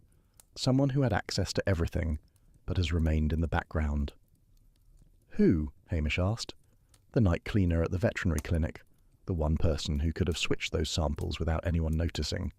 And if I'm not mistaken, someone who walks with a limp from an old injury. The threads of the mystery were pulling tighter, and at the centre of the web, Miss Marple could now see the shape of the truth. Chapter 8. The Missing Journal. The night cleaner at the veterinary clinic was a man named Archie Fitzgerald, a quiet figure who'd worked in Strathcarron for nearly 3 years. He lived in a small cottage on the outskirts of the village, and when Inspector McBride and Miss Marple arrived that morning, they found him tending to his garden despite the cold. Mr. Fitzgerald, Hamish called out, we'd like a word. Archie straightened slowly, his pronounced limp evident as he walked toward them. He was perhaps 60, with weathered features and intelligent grey eyes that seemed to take in everything. Inspector, he acknowledged, I wondered when you'd come. Inside his modest cottage, Miss Marple noticed several things immediately. a shelf of books about animal husbandry, a photograph of younger Archie with what appeared to be prize-winning cattle, and most tellingly a pair of size 10 work boots by the door, still bearing traces of snow. "You were at Glenmore Farm on Christmas Eve," Hamish stated, rather than asked. Archie sat down heavily, his leg clearly paining him. "Aye, I was there." "Why?" Hamish pressed. "It's a long story, Inspector." Archie's Scottish accent, barely noticeable before, had become more pronounced, one that goes back many years. Miss Marple settled into her chair, her knitting needles resuming their rhythm. "We have time, Mr. Fitzgerald, or should I say, Mr. MacLeod?" Both men looked at her in surprise. Archie's eyes widened, then he laughed bitterly. "How did you know?" "The photograph," Miss Marple indicated the picture, on the shelf. "The young man with the cattle has Magnus MacLeod's jawline, but your eyes. Brothers, I think?" "Half-brothers," Archie confirmed. "Same father, different mothers. I'm the bastard son, the one the family doesn't talk about. Magnus never even knew I existed until 5 years ago." "What happened 5 years ago?" Hamish asked, though he was still processing this revelation. "Our father died. Left everything to Magnus, of course. But there was a letter for me in his effects, acknowledging me as his son. I thought maybe Magnus would want to know he had a brother. I was wrong." "He rejected you?" Miss Marple asked gently. "Worse. He accused me of being a fraud, a gold digger trying to claim inheritance. He had me investigated, threatened with legal action if I came near him or his family again." Archie's hands clenched. "I lost my job because of his allegations, lost my home. I had to start over."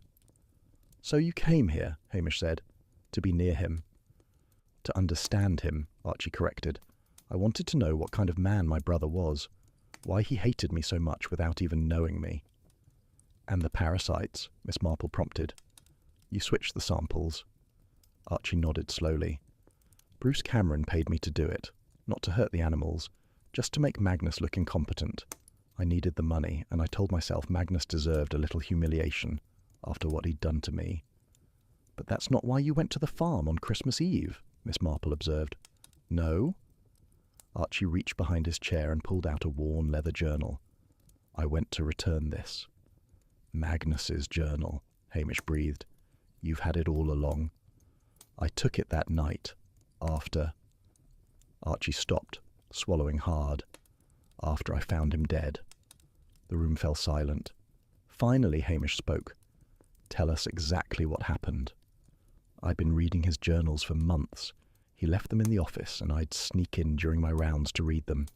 That night, Christmas Eve, I decided to finally talk to him. I thought, it being Christmas, maybe he'd listen." Archie's voice grew strained. "I got there around 10. The gates were already open, which was odd. I went to the office first, thinking he might be there. But then I heard something from the enclosure. A thud, like something heavy falling." "You investigated?" Miss Marple asked. "Aye. I found Magnus on the ground, blood on the back of his head. He was still breathing, but barely. I tried to help him, but—" Archie's voice broke. "He died in my arms. My brother died in my arms, and his last words were, 'Why, Fee?'" "Fee?" Hamish repeated. "Fiona," Miss Marple said quietly. "He thought his wife had attacked him." Archie nodded. "I panicked. Here I was, the brother he'd denied, standing over his body. Who'd believe I hadn't killed him? So I took his journal. I thought it might have evidence about who really did this. And I ran." "But you came back," Hamish pointed out. "You tried to get into the office last night." "To return the—" "Journal. I'd read it all. Magnus wrote about everyone, his suspicions, his fears, his hatred, but most of all he wrote about Fiona." "What did he say about her?" Miss Marple asked. Archie opened the journal to a marked page. "Listen to this, from 2 weeks ago. Fiona grows colder every day. She thinks I don't know about her meetings with Cameron, but I do. If she thinks she can betray me and take everything I've built, she's wrong. I've changed my will. She'll get nothing if anything happens to me. Let's see how Cameron feels about her then." Hamish looked stunned. "He changed his will. But Robert said—" "Robert only knew about the old will," Miss Marple interrupted. The new one would be with the solicitor, Mr. Fitzwilliam, who was coming to see Magnus. "Inspector, I think we need to speak with Fiona MacLeod immediately." But when they arrived at Glenmore Farm, they found the house empty. A note on the kitchen table, in Fiona's handwriting, simply said, "I'm sorry, I can't face this anymore. The truth is in the barn." They rushed to the barn, where they found Fiona MacLeod sitting on a hay bale, an empty bottle of sleeping pills beside her. She was still conscious but drowsy, her words slurring as she spoke. "I killed him," she said, tears streaming down her face. "My husband, the father of my children. I killed Magnus MacLeod." Chapter 9. The Truth in the Barn. The ambulance arrived within minutes, and Fiona MacLeod was rushed to hospital. The doctors confirmed she would survive. She had taken just enough pills to make herself ill, but not enough to cause lasting harm. It seemed more a cry for help than a genuine suicide attempt. While Fiona recovered, Inspector McBride, Miss Marple, and the investigative team gathered in the barn where Fiona had been found. It was here, she had written, that the truth could be found. "Search everything," Hamish ordered. "There must be something here she wanted us to find."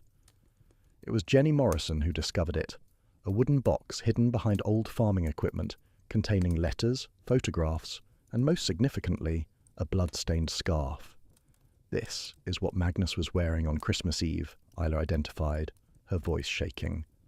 "Mum knitted it for him last Christmas." Dr. Brennan carefully bagged the evidence. "The blood pattern suggests this was wrapped around something, possibly the weapon." Among the letters was correspondence between Fiona and Bruce Cameron dating back 8 months, discussing not just business arrangements but something more personal.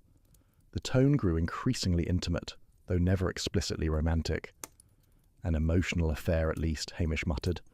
Miss Marple was examining a photograph. "Inspector, look at this. It's dated December 23rd, the day before Magnus died." The photo showed Magnus and Fiona at what appeared to be a heated argument, taken through the kitchen window. Someone had been watching them. "Who took this?" Hamish wondered aloud. By evening, Fiona was well, enough to be interviewed. She sat propped up in her hospital bed, looking fragile but determined to speak. "I need to tell the truth," she began. "All of it." Hamish cautioned her about self-incrimination and her right to legal counsel, but Fiona waved this away. Magnus had become impossible, she said. The drinking, the paranoia, the accusations. He believed everyone was against him. Bruce, the activists, even me. Especially me. "Because of your relationship with Bruce Cameron?" Miss Marple asked gently. Fiona nodded. "Bruce was kind to me when Magnus wasn't. He listened. He offered help without judgment. Yes, I developed feelings for him, but we never acted on them.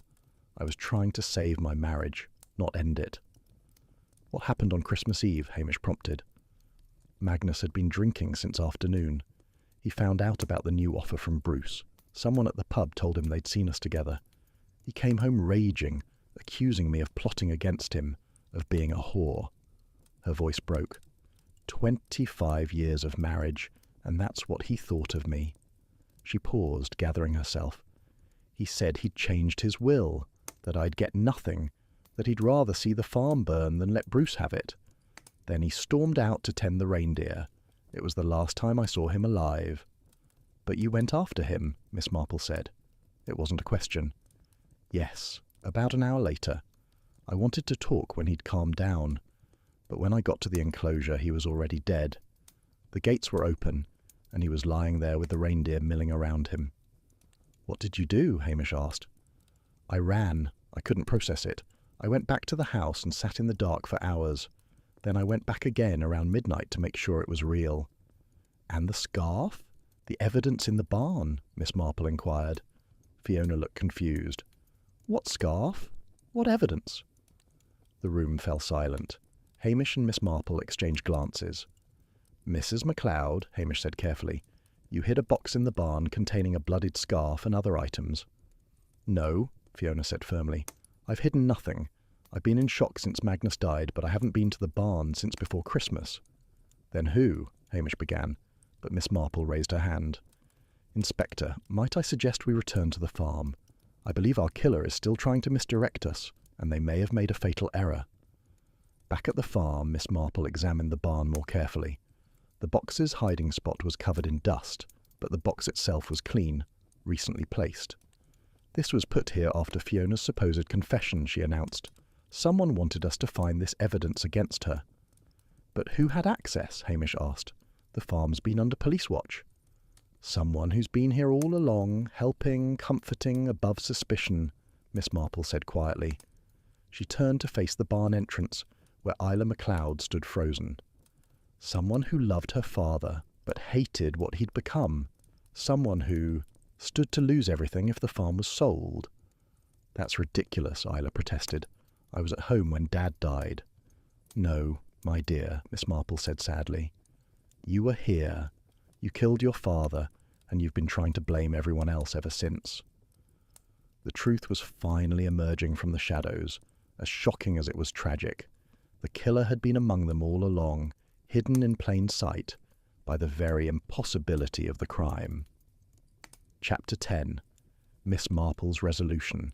The tension in the barn was palpable as everyone turned to stare at Isla MacLeod. She stood in the doorway, her face cycling through emotions, shock, fear, and finally, a terrible resignation. That's absurd, she said, but her voice lacked conviction. I loved my father. Yes, Miss Marple agreed gently. You loved him. That's what makes this so tragic. You loved the father he used to be, before the drink and paranoia consumed him. You loved the farm that had been your childhood home, and you couldn't bear to watch him destroy both. Inspector McBride stepped forward. Isla, I think you should come with us. No. Wait, Isla said, her composure crumbling. If you're going to accuse me, at least explain how you think I did it. I was at home. My husband can confirm. Your husband was asleep, Miss Marple interrupted. You made sure of that with the same sleeping draught your mother uses. You mentioned to me how deeply he sleeps, how you often have to shake him awake in the mornings. Isla's face had gone pale. That doesn't prove anything. Let me tell you what happened, Miss Marple continued, her voice calm but firm. You knew your father's Christmas Eve routine. You knew he'd be alone with the reindeer around 9 o'clock. You slipped out of your house and came here. But the footprints, Isla protested. Size 10 work boots, Miss Marple nodded. Your husband's boots, which you wore to disguise your tracks. You confronted your father in the enclosure.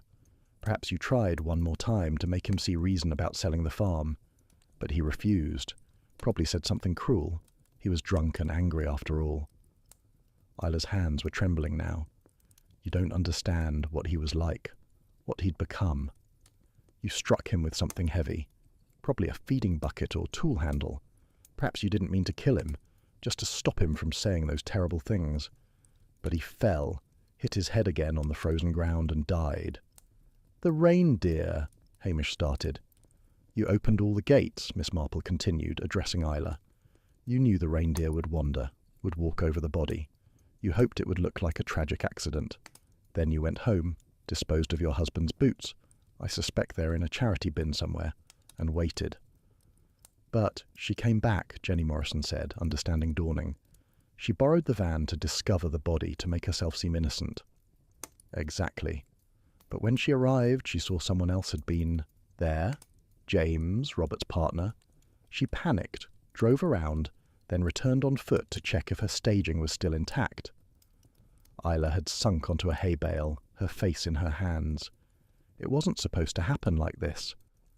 Tell us, Hamish said, his voice surprisingly gentle. Isla looked up, tears streaming down her face. He was destroying everything, the farm, the family, Mum's sanity. He'd rather have seen it all burn than admit he was wrong. That night, he told me he'd changed his will to leave everything to a distant cousin rather than let Mum have it if anything happened to him. He was laughing about it. She paused, her voice breaking.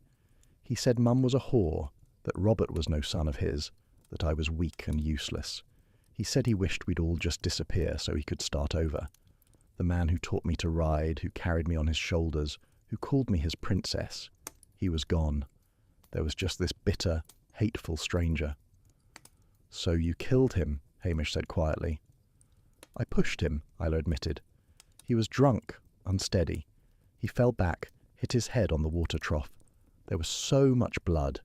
I tried to help him, but he was gone so quickly, and all I could think was that finally, there would be peace. But there wasn't peace, Miss Marple observed. You've been trying to cover your tracks ever since, planting evidence against your mother, stealing your father's journal from Archie when you saw him that night. Isla nodded miserably. I saw him running away and realized he'd taken the journal. I was terrified it might have something incriminating about me. And Mum, when she started confessing, I thought it would be better if everyone believed she did it. She was already talking about suicide. I thought if she took the blame, at least the truth wouldn't destroy what was left of our family.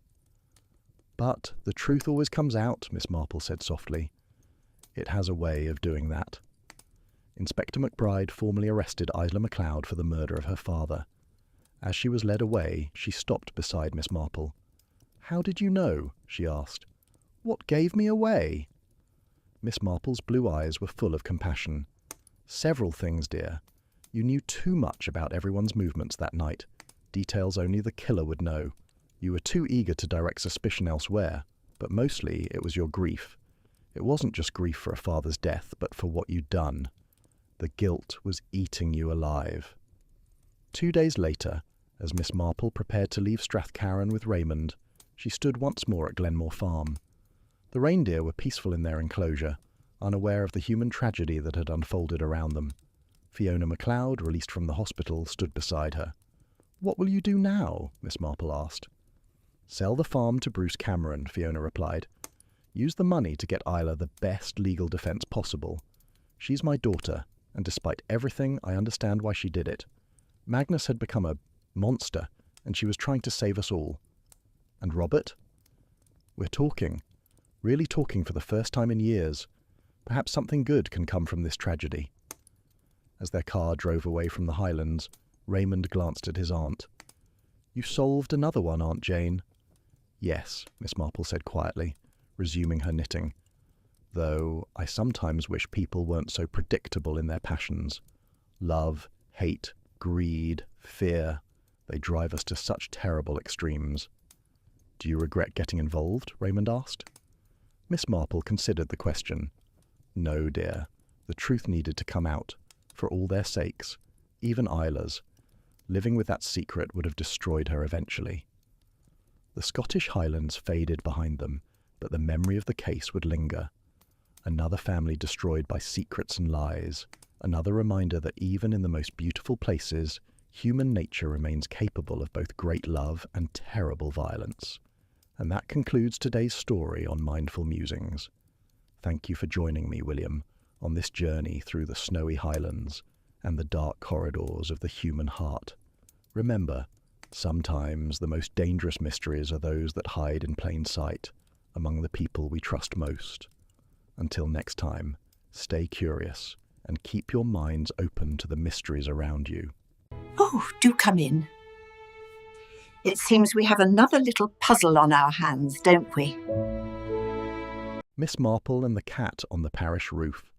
Welcome to Mindful Musings. I'm your host, William, and I'm delighted you've joined us today. Before we begin this evening's mystery, I'd love to hear from you. Where in the world are you listening from right now? Drop a comment and let me know.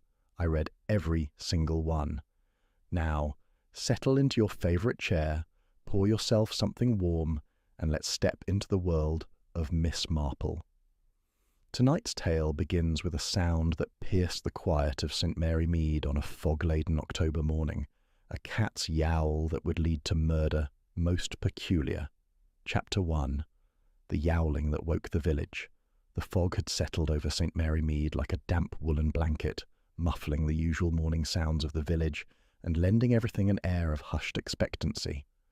Miss Jane Marple had been awake since dawn, as was her custom, tending to her late autumn roses with the careful attention she brought to all matters of observation and cultivation.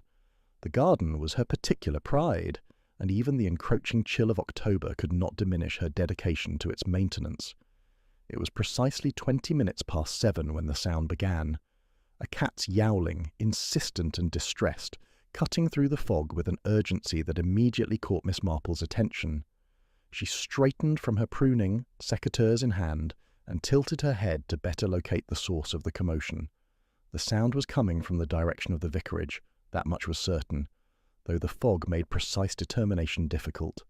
The yowling continued, rising and falling in pitch with a pattern that suggested genuine distress rather than the usual feline complaints about delayed breakfast or territorial disputes. Miss Marple had lived long enough to distinguish between the various vocalizations of cats, and this particular sound troubled her considerably.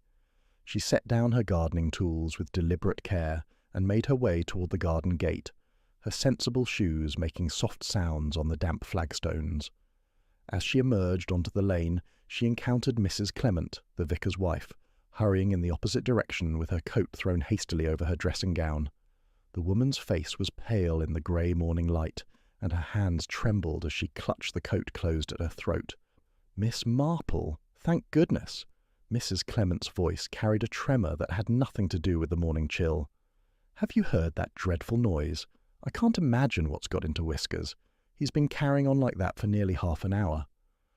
"Indeed I have heard it," Miss Marple replied calmly, though her keen eyes were already scanning the direction of the vicarage with that particular intensity she reserved for situations that struck her as decidedly irregular.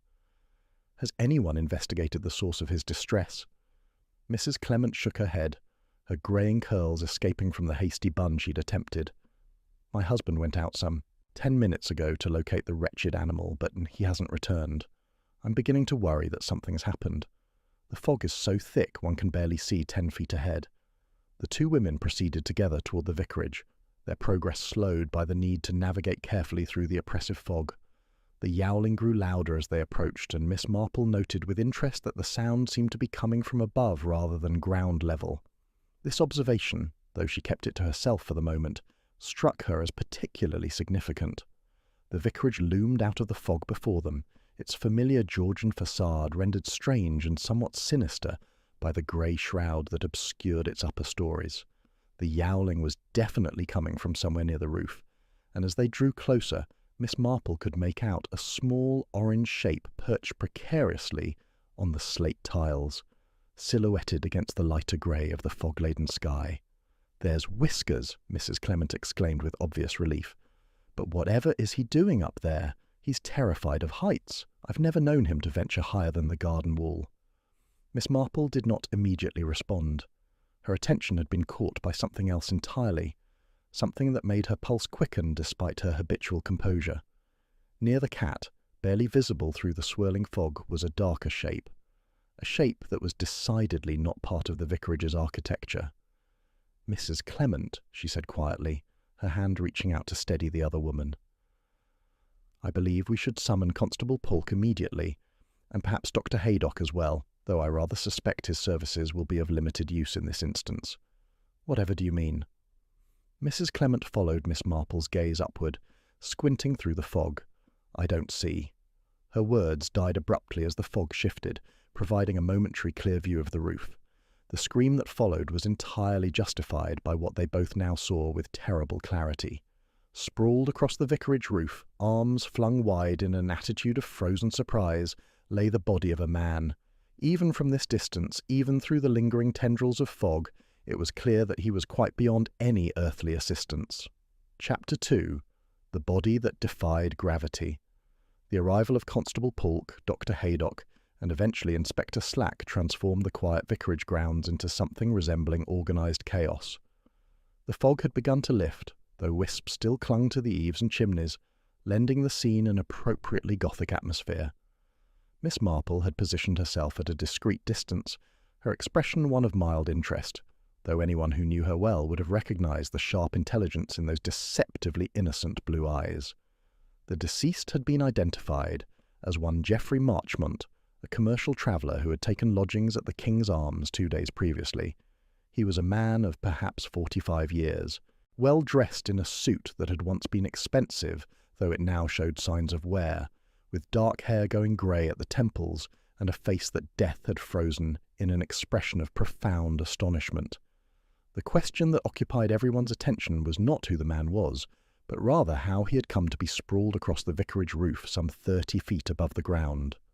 Inspector Slack, a man whose confidence in his own judgment often exceeded the actual evidence at hand, had already formed a theory which he was expounding to Dr. Haydock with considerable satisfaction. "Clear case of accidental death," the inspector declared, gesturing toward the roof with his notebook. "Fellow had too much to drink at the pub last night, decided to take a shortcut through the vicarage grounds. Somehow managed to scramble up onto the roof. Probably thought he could get across to the other side and down the drainpipe. Lost his footing in the fog and fell. Simple as that." Dr. Haydock, who had been examining the body with his usual thoroughness, looked up with a frown. "I'm not entirely certain about that theory, Inspector. For one thing, there are no signs of the extensive injuries one would expect from a fall of that height. The man's neck is broken, certainly, but the pattern of damage suggests something rather different from a simple tumble." Inspector Slack waved this objection aside with obvious impatience. "Medical details, Doctor. I leave those to you. But the facts of the case are plain enough. No one could have carried a full-grown man up onto that roof without being seen. Therefore, he must have climbed up himself." It was at this juncture that Miss Marple approached the small group, her expression one of mild inquiry.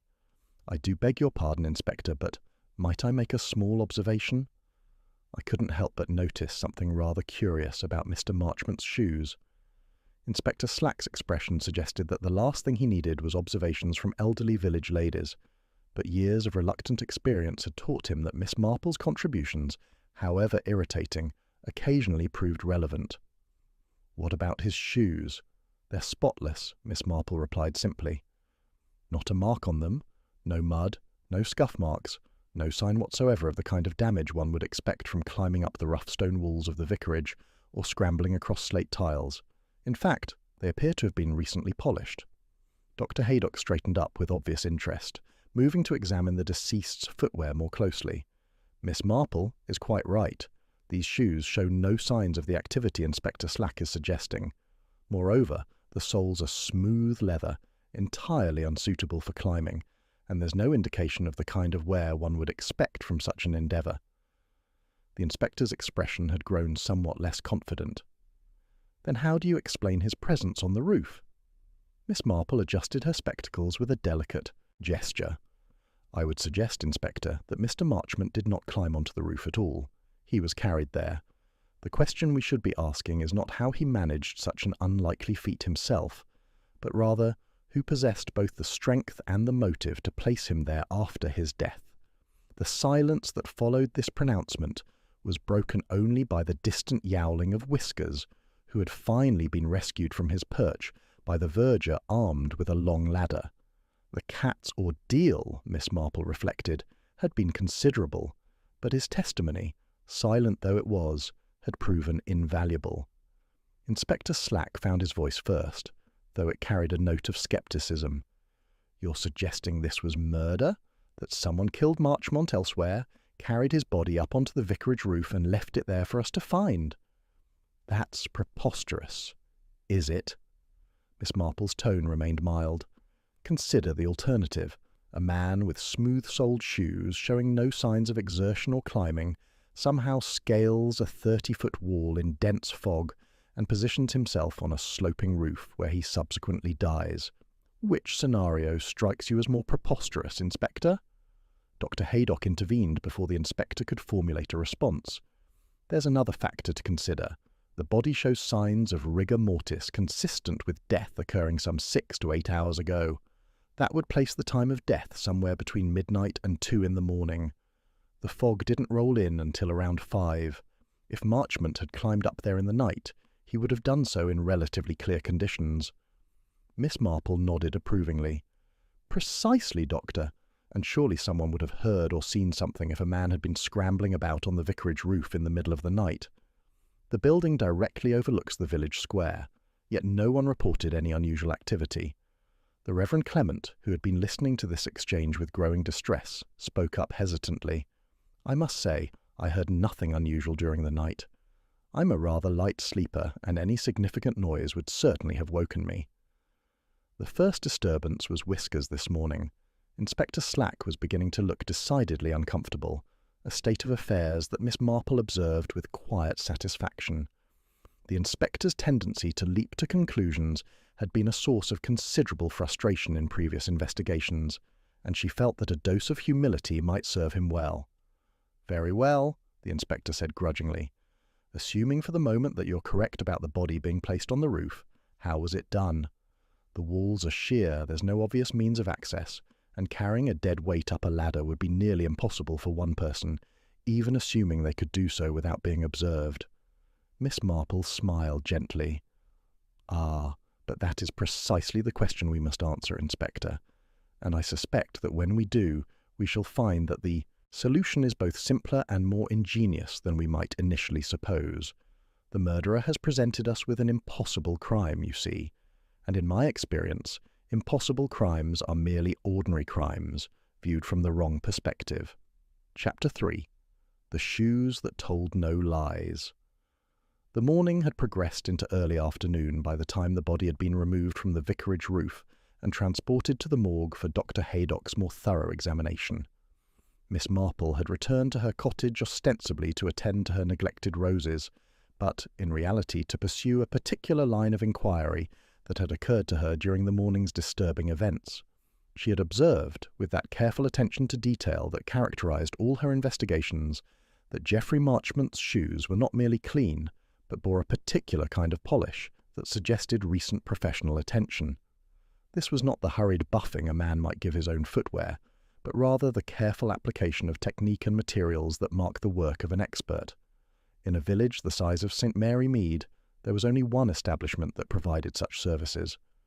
Mr. Dewberry's shoe repair shop occupied a narrow premises on the High Street, sandwiched between the greengrocer's and the post office. The proprietor was a meticulous man in his 60s, who took considerable pride in his craft and possessed the kind of memory for faces and footwear that Miss Marple had been counting upon. "Good afternoon, Mr. Dewberry," she said pleasantly, as she entered the shop, the bell above the door announcing her arrival with a cheerful jangle. "I wonder if you might help me with a rather delicate matter. It concerns a gentleman who, I believe, may have been a customer of yours quite recently." Mr. Dewberry looked up from the boot he was resoling, his weathered face creasing with interest. "Always happy to help you, Miss Marple. What gentleman might that be?" His name was Geoffrey Marchmont. He was staying at the King's Arms. "I'm afraid there's been a most unfortunate accident, and I'm trying to piece together his movements over the past few days." Miss Marple paused delicately. "I noticed his shoes were particularly well maintained, and I thought perhaps you might recall if he'd visited your shop." The shoe repairer's expression grew solemn at the mention of an accident, but he nodded with certainty. "Indeed, I remember him. Came in just yesterday afternoon, about 3 o'clock it would have been. Wanted his shoes cleaned and polished, said he had an important meeting that evening and needed to look presentable." Miss Marple's interest sharpened, though her expression remained one of gentle inquiry. "An important meeting? Did he happen to mention with whom?" Mr. Dewberry set down his tools and came to the counter, leaning forward conspiratorially.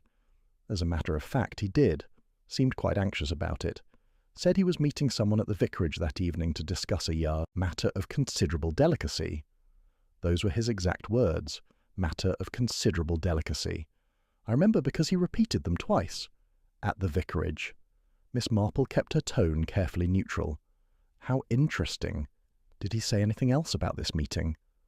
Only that it concerned something he'd discovered about certain financial irregularities. Mr. Dewberry lowered his voice even further. "Between you and me, Miss Marple, the gentleman seemed rather nervous. Kept checking his watch and looking out the window as if he expected someone to appear at any moment. I got the impression he wasn't entirely comfortable with whatever business he was about." This information confirmed several of Miss Marple's developing suspicions, though it also raised new questions. She thanked Mr. Dewberry for his assistance and made her way thoughtfully back through the village, her mind working through the implications of what she'd learned. Geoffrey Marchmont had arranged to meet someone at the vicarage on the evening of his death. That person presumably was his murderer. Her next call was at the King's Arms, where the landlord, Mr. Crick, greeted her with the deference due to a valued member of the community. The pub's day room was quiet at this hour, with only a few regulars nursing their pints in the corner. Terrible business about Mr. Marchmont, Mr. Crick said, shaking his head sadly. Seemed a decent sort of gentleman. Kept himself to himself mostly, though he did receive a visitor yesterday evening. Miss Marple's pulse quickened, though her expression remained one of polite interest. "A visitor? Might you be able to describe them?" The landlord scratched his chin thoughtfully. Couldn't say for certain. It was getting dark, and they met outside in the courtyard rather than coming in. I only noticed because I was closing the curtains in the upstairs corridor and happened to glance out. Two figures, one I recognized as Mr. Marchmont from his height and bearing. The other was shorter, wearing a dark overcoat and hat. They spoke for perhaps 5 minutes, then walked off together in the direction of the church, in the direction of the vicarage. Miss Marple murmured, "And what time would this have been?" "Just after 7 o'clock. I remember because the church bells had just finished ringing for evensong." Miss Marple thanked the landlord and accepted his offer of tea in the small private parlour, using the opportunity to examine the room that Marchmont had occupied. With Mr. Crick's permission and accompanied by the chambermaid, she conducted a thorough but discreet search of the premises. The room itself revealed little of immediate significance. Marchmont's belongings had been few and neatly arranged. A small valise containing clothes of respectable quality, though not expensive, toiletries, and a few personal items. What caught Miss Marple's attention was what was absent. There was no notebook, no papers of any kind, no indication of the financial documents that Marchmont had supposedly discovered. However, in the wastebasket, partially concealed beneath discarded newspaper, she found something that made her catch her breath. A torn envelope, addressed to Mr. Geoffrey Marchmont in a hand that was vaguely familiar, though she could not immediately place it. The postmark was local, dated 3 days previously. The envelope had been ripped open with some violence, and its contents were missing. Miss Marple carefully retrieved the envelope, noting that the return address had been torn away, leaving only a fragment that read merely Tun Hall. There were at least 3 properties in the district that could match such an address, but combined with what she had learned from Mr. Dewberry and Mr. Crick, the field of possibilities was narrowing considerably. As she made her way back to her cottage in the gathering twilight, Miss Marple reflected that the case was taking on a clearer shape. Geoffrey Marchmont had received a letter 3 days ago, had arranged a meeting at the vicarage to discuss financial irregularities, had met someone at the King's Arms who had accompanied him toward the church, and had subsequently ended up dead on the vicarage roof with spotlessly clean shoes that had never touched a ladder or a wall. The question that remained was not merely who had killed him, but how they had managed the seemingly impossible feat of placing his body 30 feet above the ground without leaving a single trace of the method employed. Chapter 4.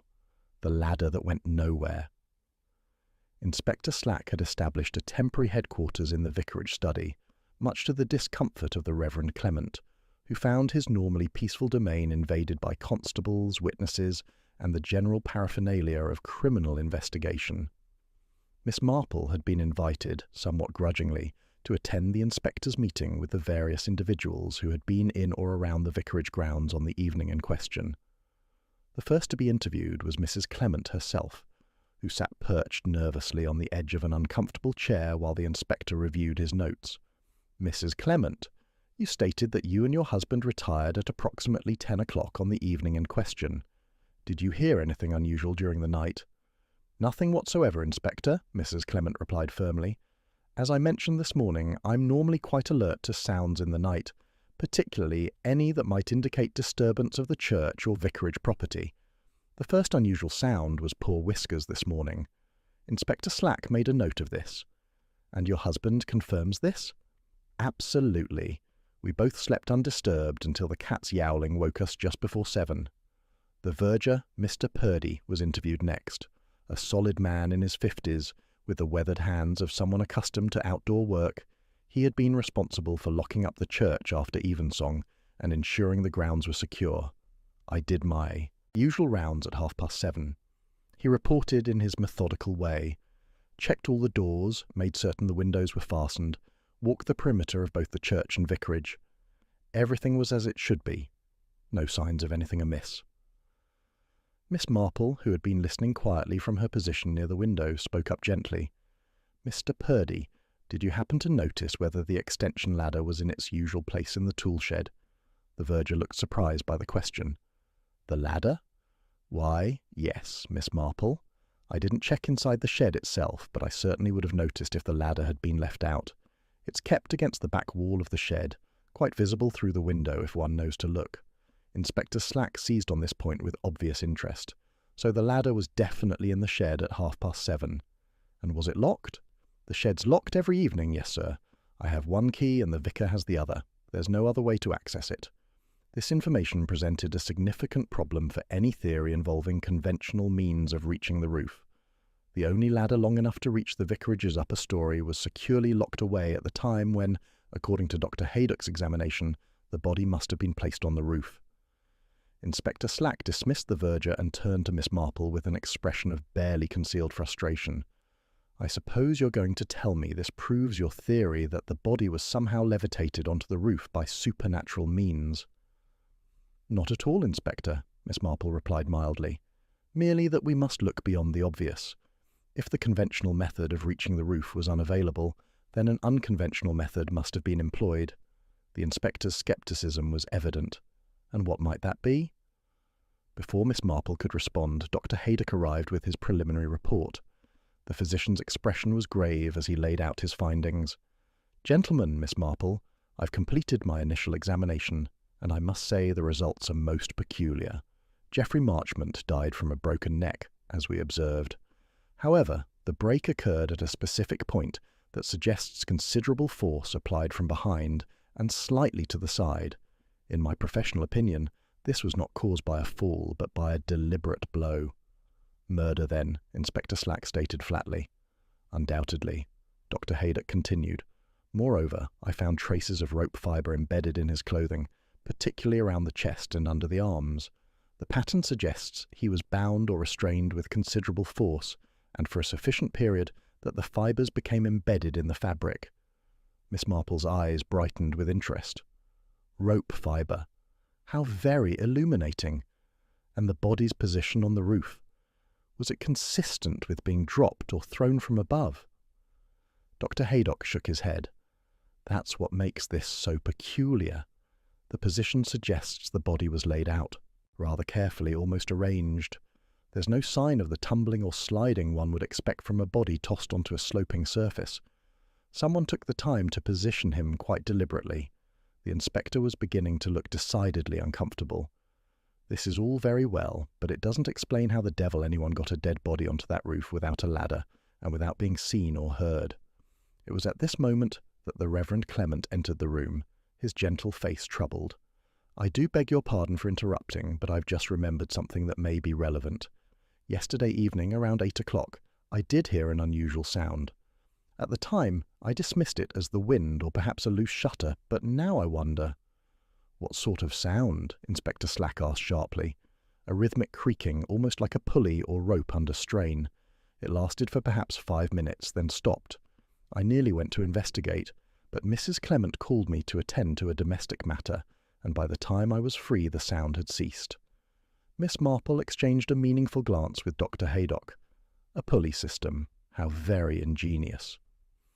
Inspector, I believe if you examine the vicarage roof more carefully you may find evidence of rope marks on the chimney stack or perhaps on the decorative stonework.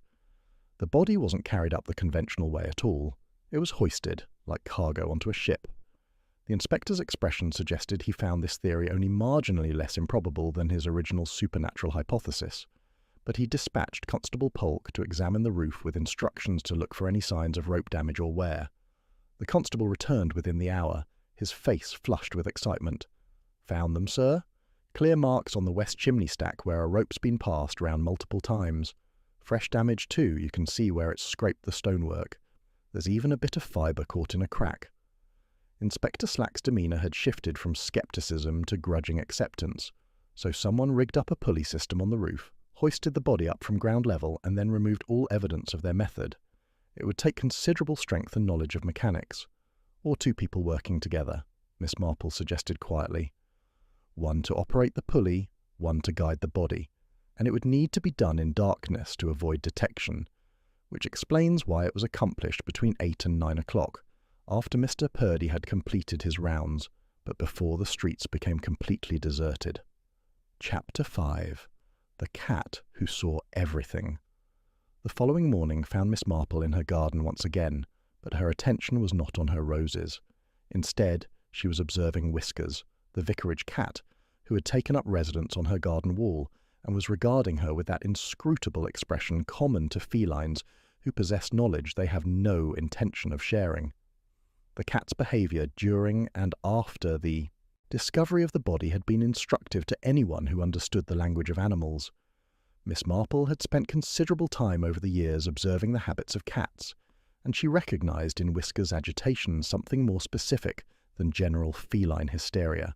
The cat had witnessed something that had disturbed him profoundly, and his insistence on remaining near the roof suggested the trauma had occurred in that specific location. Mrs. Clement appeared at the garden gate, looking somewhat better than she had the previous morning, though still clearly shaken by recent events. "Miss Marple, I do hope Whiskers isn't being a nuisance. He seems to have adopted your garden as his refuge. I can't persuade him to come home." "Not at all," Miss Marple replied warmly. "In fact, I was hoping you might join me for a cup of tea. I have some questions about Whisker's usual habits, if you wouldn't mind indulging my curiosity." Over tea in Miss Marple's sitting room, with Whiskers eventually persuaded to join them, and now purring contentedly on the windowsill, the conversation turned to the cat's regular patterns of behaviour. Mrs. Clement confirmed what Miss Marple had suspected. Whiskers was a creature of rigid routine, spending his nights indoors by preference, and venturing onto the roof only under the most extreme provocation. "He's absolutely terrified of heights," Mrs. Clement explained. "Even getting him down from a tree is an ordeal. For him to have climbed onto the vicarage roof voluntarily is simply unthinkable. Something must have driven him up there in a state of absolute panic." Miss Marple stroked the cat gently, noting how he flinched at any sudden movement and kept his eyes fixed on the window, as if expecting danger to appear at any moment. "What time does Whiskers typically go out for his evening constitutional?" "Around 7 o'clock, usually. He likes to patrol the churchyard, though he's always back by 8 for his supper." Mrs. Clement paused, a troubled expression crossing her face. "Now that I think about it, he didn't come for his supper that evening. I called for him repeatedly, but he never appeared. I assumed he'd been detained by a particularly interesting mouse or some such thing. When I found him the next morning on the roof, I realised he must have been up there all night." This information aligned perfectly with Miss Marple's developing theory. Whiskers had witnessed the murder or the disposal of the body, had fled in terror to the highest point he could reach, and had remained there throughout the night, too frightened to descend. The cat, in his way, was providing testimony more reliable than any human witness might offer. Miss Marple spent the afternoon in quiet contemplation, reviewing everything she had learned. The pieces were beginning to form a coherent picture, though several crucial elements remained unclear. She knew that Geoffrey Marchmont had discovered financial irregularities, had arranged a meeting at the vicarage to discuss these matters, and had been murdered shortly after arriving for that meeting. She knew that his body had been hoisted onto the roof using a pulley system, a method that required planning, strength, and a certain ruthless ingenuity. What she did not yet know was the identity of the murderer, though she had her suspicions. The torn envelope with its partial address of Tun Hall pointed to one of 3 possibilities in the district, but without more concrete evidence, she could not be certain which one was involved. It was while she was mulling over this problem that her great-nephew, Raymond West, arrived for an unexpected visit. The young writer, whose metropolitan sophistication often clashed amusingly with village life, had heard of the murder, and come down from London driven by a combination of genuine concern for his aunt and professional curiosity about the crime. "Aunt Jane, this is absolutely remarkable," Raymond exclaimed as Miss Marple recounted the basic facts of the case over afternoon tea. A body on a church roof, a terrified cat, rope marks on a chimney. It's like something from one of those detective novels you're always reading. Miss Marple smiled gently.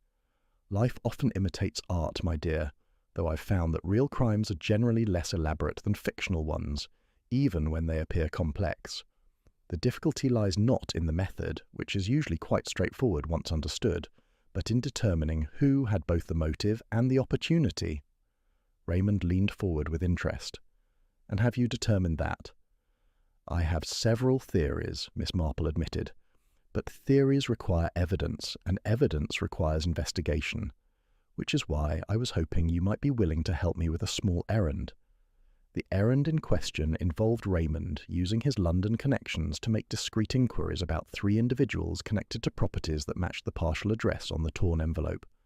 These were Colonel Melchett of Melchton Hall, Sir Henry Clithering of Duntington Hall, and most intriguingly, a Mr. James Pettigrew, who had recently purchased Kensington Hall, a modest estate on the outskirts of the village. Raymond departed with his assignment, promising to telephone with any information he uncovered. Miss Marple returned to her garden, where Whiskers had resumed his position on the wall, watching her with those knowing eyes that suggested he understood far more than he could communicate. "You saw it all, didn't you?" Miss Marple said softly to the cat. "You know who killed Geoffrey Marchmont and why. If only you could tell me what you witnessed, this whole sorry business would be resolved in an instant." Whiskers merely blinked slowly, that most enigmatic of feline gestures, and continued his vigil. But Miss Marple noticed something she hadn't observed before. The cat's attention was not randomly directed, but focused with remarkable consistency on a particular property visible from the garden wall, the newly occupied Kensington Hall, with its distinctive bell tower and freshly painted shutters. Chapter 6. The Bell Tower with a Secret View.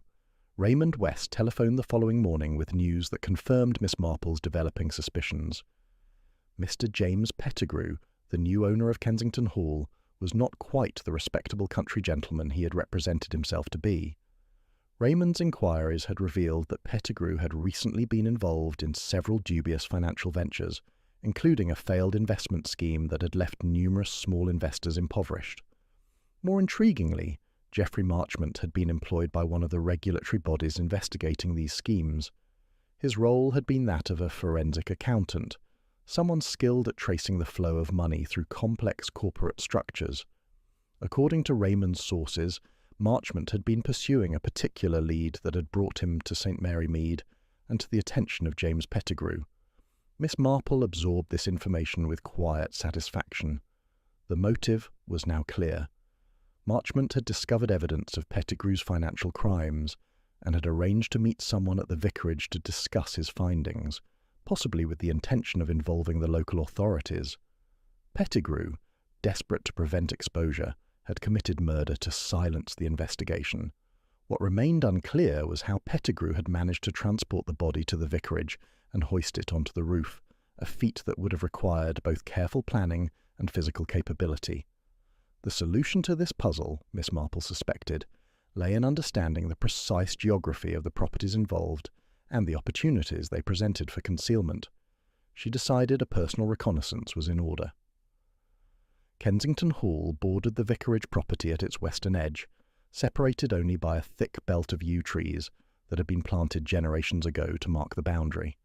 The hall itself was a modest Georgian building, notable primarily for its distinctive bell tower, a decorative structure that rose 3 stories above the main roof and offered commanding views of the surrounding countryside. Miss Marple arranged to visit Kensington Hall under the pretext of welcoming the new owner to the neighbourhood, a social obligation that would not seem unusual or suspicious. She was received by James Pettigrew in his study, a wood-panelled room that smelled of old books and newer money. Pettigrew himself was a man of perhaps 50, with the kind of smooth, prosperous appearance that comes from good tailoring and regular meals at expensive restaurants. His manner was affable, his conversation polished, and his hospitality generous. To the casual observer, he would have seemed exactly what he claimed to be, a successful businessman seeking the tranquility of country life after years in the city. But Miss Marple had not spent decades observing human nature without developing an instinct for detecting facades. She noted the nervous energy beneath Pettigrew's genial exterior, the way his eyes flickered constantly to the windows overlooking the vicarage, the slight tremor in his hands when he poured the tea. "You have a magnificent view from here," Miss Marple observed, moving to the window with her teacup. "One can see the entire village, including the vicarage and church. That bell tower must provide an even more spectacular prospect." Pettigrew's smile tightened almost imperceptibly. Indeed, the tower was originally built as a folly by the previous owner. "I've been meaning to convert it into a proper observatory. The views are, as you say, quite spectacular." Miss Marple expressed polite interest in seeing the tower, and Pettigrew, trapped by the conventions of hospitality, could hardly refuse. They ascended the narrow spiral staircase, emerging onto a small platform that offered unobstructed views in all directions.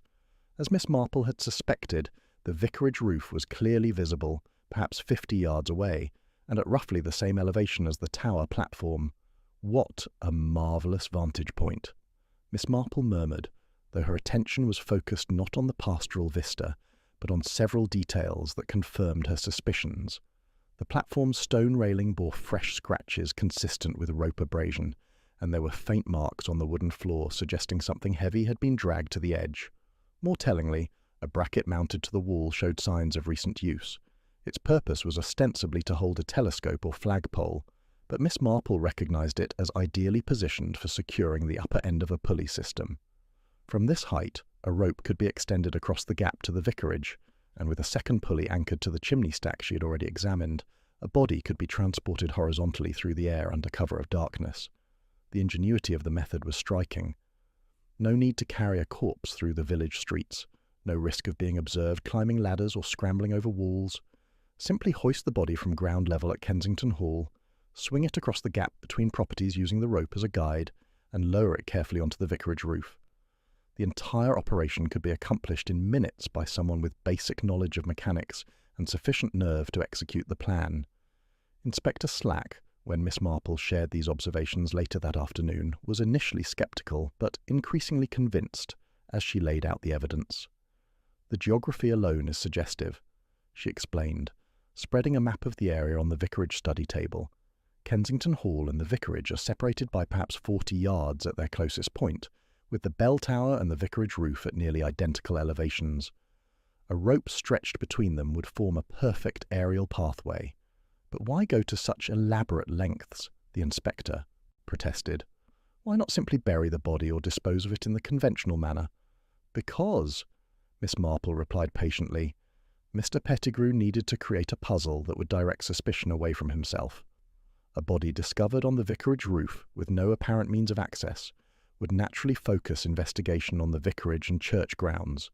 No one would think to look at neighbouring properties for the solution. It was an attempt to create an impossible crime, one that would baffle investigators long enough for Pettigrew to complete whatever financial arrangements he needed to make before fleeing the country. Dr. Haydock, who had joined them for this discussion, nodded thoughtfully. It explains the careful positioning of the body as well. Pettigrew lowered it onto the roof and arranged it to look as natural as possible, given the circumstances. He couldn't simply drop it from the tower. The impact would have caused additional injuries that would have been inconsistent with his scenario. Inspector Slack was won over. We'll need to search Kensington Hall for evidence of the rope and pulley system. If Pettigrew hasn't disposed of them yet, we should find them readily enough. And I'll want statements from anyone who might have observed activity at the hall on the evening in question. The search warrant was obtained with commendable speed, and by evening a thorough examination of Kensington Hall was underway. In a storage room adjacent to the bell tower, constables discovered coils of strong rope showing fresh wear, a set of pulleys of the type used in sailing, and most damningly, a pair of work gloves with rope burns on the palms.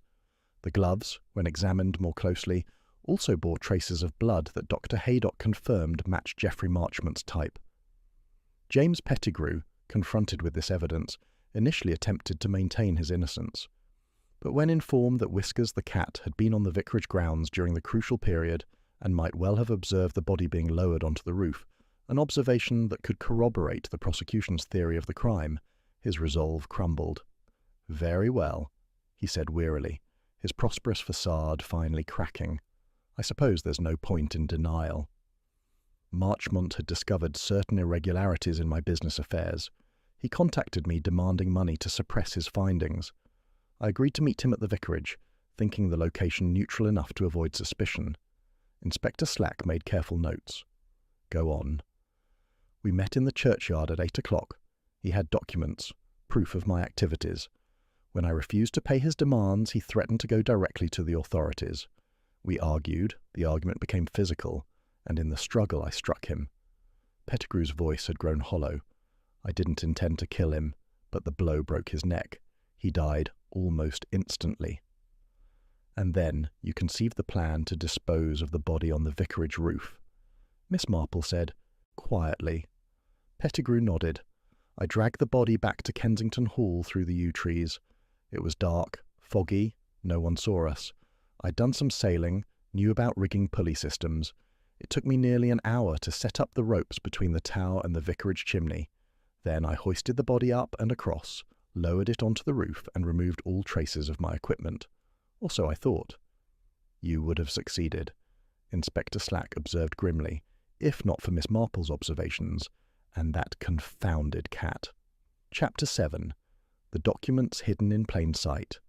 With James Pettigrew in custody and his confession secured, Inspector Slack considered the case effectively closed. However, Miss Marple found herself troubled by several loose ends that suggested the story was not quite as simple as Pettigrew had presented it.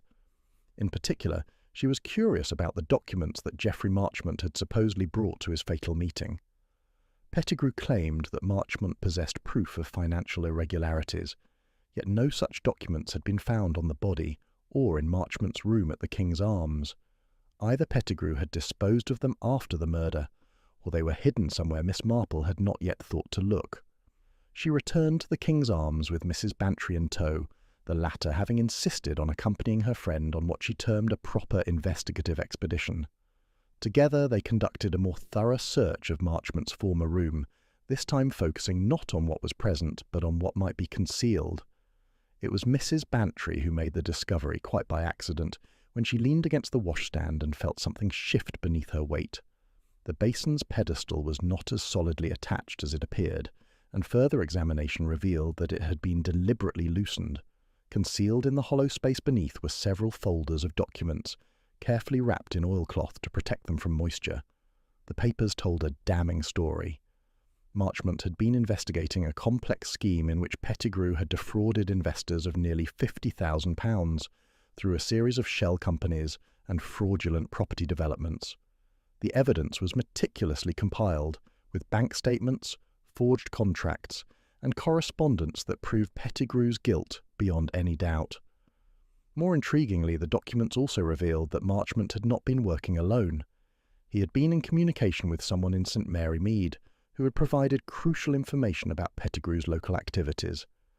The letters were signed only with the initials R.C., and Miss Marple's first thought was that these belonged to the Reverend Clement. However, when she discreetly raised the matter with the vicar over tea that afternoon, his bewilderment seemed entirely genuine.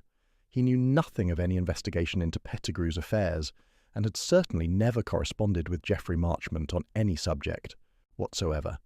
This left Miss Marple with a puzzle. Who in the village had the initials R.C. and sufficient knowledge of Pettigrew's activities to assist in an investigation? She compiled a mental list of possibilities and began the patient work of elimination. Her inquiries led her eventually to Rosa Carmichael, a retired schoolmistress who lived in a cottage near Kensington Hall. Miss Carmichael was a sharp-eyed woman in her 70s who had taught generations of village children and now spent her retirement observing the world from behind her lace curtains with the keen interest of someone who understood that knowledge was power. Miss Marple called upon her under the pretext of discussing a church charity project, and it took very little prompting to turn the conversation toward recent events and the new occupant of Kensington Hall. A thoroughly unpleasant man. Miss Carmichael declared with the forthrightness of someone too old to care about polite prevarications. I knew from the moment he arrived that something wasn't right about him. Too smooth, too careful in his speech, and the visitors he received at odd hours suggested business of a questionable nature. Miss Marple expressed polite interest, and Miss Carmichael continued with growing animation. I made it my business to observe his comings and goings. One doesn't spend 40 years teaching children without developing an instinct for detecting mischief. When that gentleman from London arrived, the one asking questions about investments and property schemes, I knew something significant was afoot. Geoffrey Marchmont, Miss Marple supplied gently. Yes, though I didn't know his name at the time. He came to see me one afternoon, explained he was investigating financial fraud, and asked if I'd observed anything unusual at Kensington Hall. Miss Carmichael's expression was one of grim satisfaction. I told him everything I'd seen, the late-night meetings, the suspicious visitors, the documents I'd observed being burned in the garden incinerator. I even provided him with dates and times from my diary. So, you were his local informant, the person with the initials R.C. who provided crucial evidence. I suppose I was, though I hardly thought of it in such dramatic terms. I was simply doing my civic duty. Miss Carmichael paused, her expression growing troubled. "I must confess, Miss Marple, I feel somewhat responsible for what happened. If I hadn't encouraged Mr. Marchmont in his investigation, he might still be alive." Miss Marple reached across to pat the other woman's hand reassuringly. "You mustn't think that way, my dear. You were helping to expose wrongdoing. The responsibility for Mr. Marchmont's death rests entirely with James Pettigrew, who chose murder rather than facing the consequences of his crimes." Miss Carmichael was somewhat comforted by this, though she remained visibly distressed. "There's something else that troubles me. On the evening of the murder, I saw something from my window that I haven't mentioned to the police because I wasn't certain of its significance." Miss Marple's attention sharpened. "What did you see?" "A second figure. After Pettigrew and Marchmont entered the churchyard together, I saw someone else following them at a distance. It was dark and foggy, so I couldn't make out any details, but there was definitely a third person present." Miss Carmichael wrung her hands nervously. "I've been wondering whether I should tell Inspector Slack, but I'm afraid he'll think me a fanciful old woman seeing shadows in the fog." "On the contrary," Miss Marple said firmly, "I think you should tell the inspector immediately. This could be highly significant. It suggests that Pettigrew may not have acted entirely alone, or at the very least, that there was a witness to the crime who has remained silent." Inspector Slack, when informed of this new information, was initially sceptical but agreed to question Pettigrew more thoroughly about the possibility of an accomplice. The prisoner, faced with Miss Carmichael's testimony, finally admitted what he had previously concealed. There was someone else, he acknowledged reluctantly. "My secretary, Martin Voss. He had accompanied me from London and was aware of Marchmont's investigation. When I went to meet Marchmont in the churchyard, Voss followed us, thinking I might need assistance. He witnessed the entire altercation and the aftermath." "And where is Mr. Voss now?" the inspector demanded. "Gone," Pettigrew said bitterly. "He helped me rig the pulley system and dispose of the body, then demanded money for his silence. I paid him, and he left for the continent the following morning. Claimed he wanted no further part in the affair. This revelation complicated matters considerably.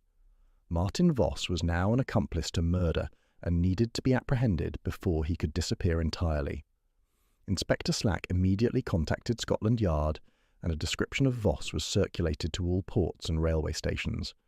Miss Marple, however, was troubled by a different aspect of Pettigrew's revised confession. The story of an accomplice demanding money and fleeing the country was certainly plausible, but something about it rang false to her experienced ear. She suspected that Martin Voss's role in the affair had been rather more significant than Pettigrew was admitting. Chapter 8. The Secretary Who Knew Too Much. The search for Martin Voss proved more complex than Inspector Slack had anticipated. The secretary had indeed left St. Mary Mead on the morning after the murder, but his trail had gone cold at Dover, where he had apparently booked passage to Calais, but never boarded the scheduled ferry. It was as if he had simply vanished into the morning mist. Miss Marple, pondering this development over her morning tea, found herself increasingly certain that Voss had not fled to the continent at all.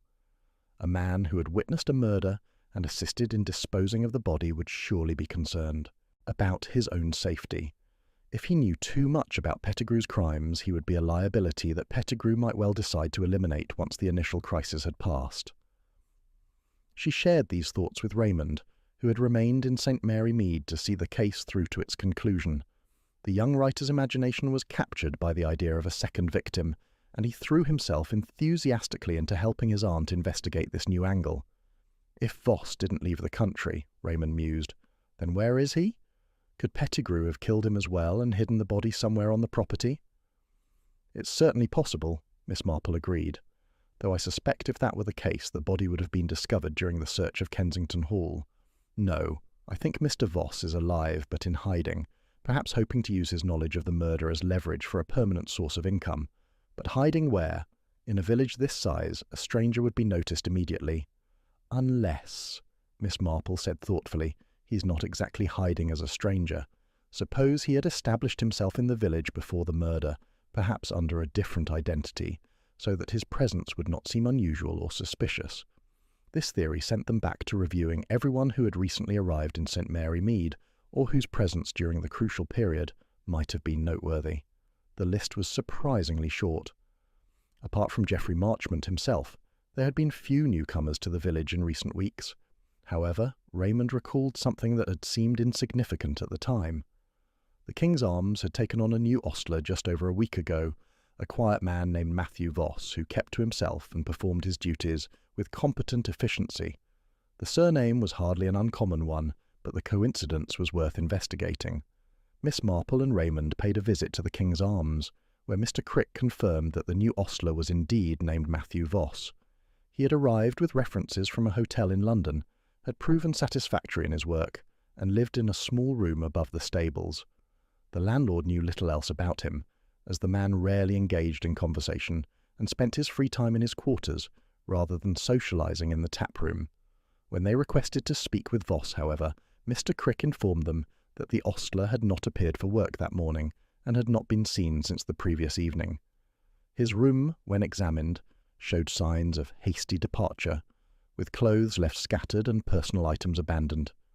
Inspector Slack, summoned to investigate this new development, was forced to confront the uncomfortable possibility that Martin and Matthew Voss were the same person, and that the secretary had been in St. Mary Mead throughout the period leading up to the murder, not merely accompanying Pettigrew from London as the prisoner had claimed. "We need to question Pettigrew again," the inspector declared. "This changes the entire complexion of the case. If Voss was already in place, working at the King's Arms, he could have been monitoring Marchmont's activities from the beginning. The renewed interrogation of James Pettigrew produced a fuller and considerably more disturbing version of events. Faced with evidence of Voss's presence in the village before the murder, Pettigrew finally admitted the truth. The secretary had not merely assisted in disposing of Marchmont's body. He had been an active participant in planning and executing the murder. Voss came down from London a week before I did. Pettigrew explained, his confidence finally shattered. His job was to monitor Marchmont, find out what evidence he'd gathered and who he'd been in contact with. The position at the King's Arms was ideal for that purpose. He could observe Marchmont's comings and goings, intercept his correspondence if necessary, and report back to me. "And the murder itself?" Inspector Slack pressed. "Voss was there. He helped me overpower Marchmont when the argument turned violent. In fact—" Pettigrew's voice dropped to barely a whisper. It was Voss who actually broke Marchmont's neck. "I struck the first blow, but Voss finished it. He claimed we had no choice, that Marchmont had seen too much and would never agree to keep silent." Miss Marple listened to this confession with a sense of profound sadness. What had begun as financial fraud had escalated through desperation and ruthlessness to murder, and now it appeared that Martin Voss had been not merely an accomplice, but possibly the driving force behind the killing. The question now was where Voss had gone, and whether he posed a danger to anyone else in the village. Miss Marple suspected that the secretary had remained hidden nearby, waiting for an opportunity to flee once he was certain the investigation had concluded. But Pettigrew's confession and the discovery of his true identity had forced him to abandon his cover and run. Inspector Slack organised search parties to comb the surrounding countryside, while Miss Marple pursued a different line of inquiry. If Voss had been in the village for a week before the murder, someone must have observed him, spoken with him, perhaps noticed something that would provide a clue to his current whereabouts. It was young Flora, the baker's daughter, who provided the crucial information. She had encountered the ostler several times when delivering bread to the King's Arms, and had noticed that he seemed particularly interested in the old boathouse on the riverbank at the edge of the village. She had seen him walking in that direction on his afternoon off, and had thought his interest odd since the boathouse had been abandoned for years. Miss Marple thanked the girl for this information and immediately contacted Inspector Slack. The boathouse was isolated, little visited, and would provide ideal temporary shelter for someone needing to hide. If Voss was still in the area, that's where they would find him. Chapter 9. The Boathouse at River's Bend. The old boathouse stood at a remote bend in the river, nearly a mile from the village proper, and accessible only by a narrow footpath that wound through dense undergrowth. It had been built in the previous century to serve a grand estate that had long since fallen into ruin, and now the structure itself was barely habitable, its wooden walls weathered to grey, its roof sagging under the weight of accumulated years and neglect. Inspector Slack approached the building with appropriate caution, accompanied by Constable Polk and 2 officers borrowed from the neighbouring parish. Miss Marple had been firmly instructed to remain at a safe distance, an instruction she had accepted with apparent meekness, while privately determining to position herself where she could observe the proceedings. The raid, if it could be called that, proceeded with anticlimactic efficiency. Martin Voss was discovered inside the boathouse, huddled in a sleeping bag with provisions that suggested he had been planning to remain hidden for some time. He offered no resistance when arrested, his spirit apparently broken by the realization that his situation was hopeless.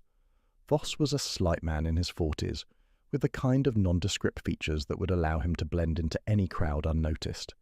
His expression as he was led away was one of resignation rather than defiance, and Miss Marple noted with interest that he seemed almost relieved to have been caught. The subsequent interview at the police station revealed a story of progressive moral decay that was both tragic and instructive. Voss had begun his association with Pettigrew as a legitimate secretary, but had gradually been drawn into increasingly questionable activities as his employer's financial schemes became more desperate and illegal. By the time Geoffrey Marchmont's investigation threatened to expose everything, Voss had been so deeply implicated that he saw no alternative to helping eliminate the threat.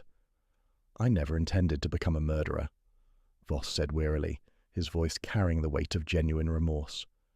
"When we went to meet Marchmont in the churchyard, I thought we were simply going to intimidate him, perhaps threaten him into silence. But when he refused to back down, when he made it clear he was going to the authorities regardless of any threats, something in me snapped." "So, it was you who killed him," Inspector Slack stated. Voss nodded slowly. "Pettigrew struck the first blow, yes, but it wasn't enough. Marchmont was still conscious, still trying to call for help. I grabbed him from behind and twisted. I'd learned the technique in the army during the war. One quick motion, and it was over." Voss closed his eyes as if trying to block out the memory. "Then we had to deal with the body, and that's when Pettigrew came up with the idea of using the bell tower and the pulley system." Miss Marple, listening from the corridor where she had been, permitted to wait, felt the familiar sadness that always accompanied the solution of a murder case. Two men, both fundamentally weak in different ways, had allowed circumstances to transform them into killers. Pettigrew's greed and Voss's misplaced loyalty had created a lethal combination that had destroyed 3 lives, Geoffrey Marchmont's, their own, and by extension, the many victims of Pettigrew's financial frauds. The inspector's questioning continued for some time, extracting every detail of the crime and its aftermath. Voss confirmed that they had transported Marchmont's body from the churchyard to Kensington Hall by dragging it through the belt of yew trees that provided cover from observation. The pulley system had taken nearly an hour to rig properly, with Voss operating the mechanism from the bell tower, while Pettigrew guided the body across the gap. The placement on the vicarage roof had been Pettigrew's idea, Voss explained. He thought it would create such a puzzle that investigators would waste time trying to solve the impossible crime rather than looking for conventional motives and suspects, and it nearly worked, didn't it? If not for Miss Marple's observations about the shoes and the rope marks, you might never have connected the crime to Kensington Hall. Inspector Slack grudgingly acknowledged this truth, though he made it clear that the investigation would have eventually reached the correct conclusion through proper police work. Miss Marple, overhearing this assertion, smiled gently to herself and refrained from pointing out that without her intervention, the case might well have been closed as an accidental death. The final piece of the puzzle concerned Whiskers the cat. Voss confirmed that the animal had indeed been present in the churchyard during the murder, had witnessed the entire attack, and had fled in terror onto the vicarage roof where it had remained throughout the night. The cat's distress had been what ultimately led to the discovery of the body, a fact that seemed to amuse Voss in a grim sort of way. "Betrayed by a cat," he murmured. "There's a certain poetic justice in that, I suppose. We tried to create an impossible mystery, and it was solved by the most ordinary of observations. A frightened animal, spotless shoes, rope marks on stone, the truth hiding in plain sight all along." As Voss was led away to the cells, Miss Marple found herself reflecting on the nature of deception and detection. The murderers had indeed created an impressive puzzle, one that relied on mechanical ingenuity and careful planning, but they had failed to account for the small details that always betrayed the truth to those patient enough to observe them. Raymond joined his aunt as she prepared to leave the police station, his expression one of mingled admiration and curiosity. "How did you know, Aunt Jane? How did you see through all the misdirection to find the real solution?" Miss Marple adjusted her gloves with careful precision. "I simply paid attention, my dear. To the shoes that had never touched a ladder, to the cat who was terrified of heights, to the geography of the properties, to the human tendency to overcomplicate what should be simple. Murder is rarely as mysterious as it appears. One merely needs to look past the elaborate staging to see the mundane reality beneath." "But surely this case was more complex than most," Raymond protested. "The pulley system, the aerial transport of the body, the attempt to create an impossible crime?" "Complex in execution, perhaps." Miss Marple agreed, but simple in motive: greed, fear of exposure, the willingness to kill rather than face consequences. These are the oldest stories in human nature, dressed up in new clothes but fundamentally unchanged. Once you understand the people involved, the method becomes almost predictable. Chapter 10. The Village Returns to Peace. The trial of James Pettigrew and Martin Voss drew considerable attention from the London newspapers, which found the details of the aerial transport and the cat witness irresistible material for sensational reporting. Miss Marple observed this media circus with her usual detachment, declining all requests for interviews and maintaining her preference for quiet observation over public attention.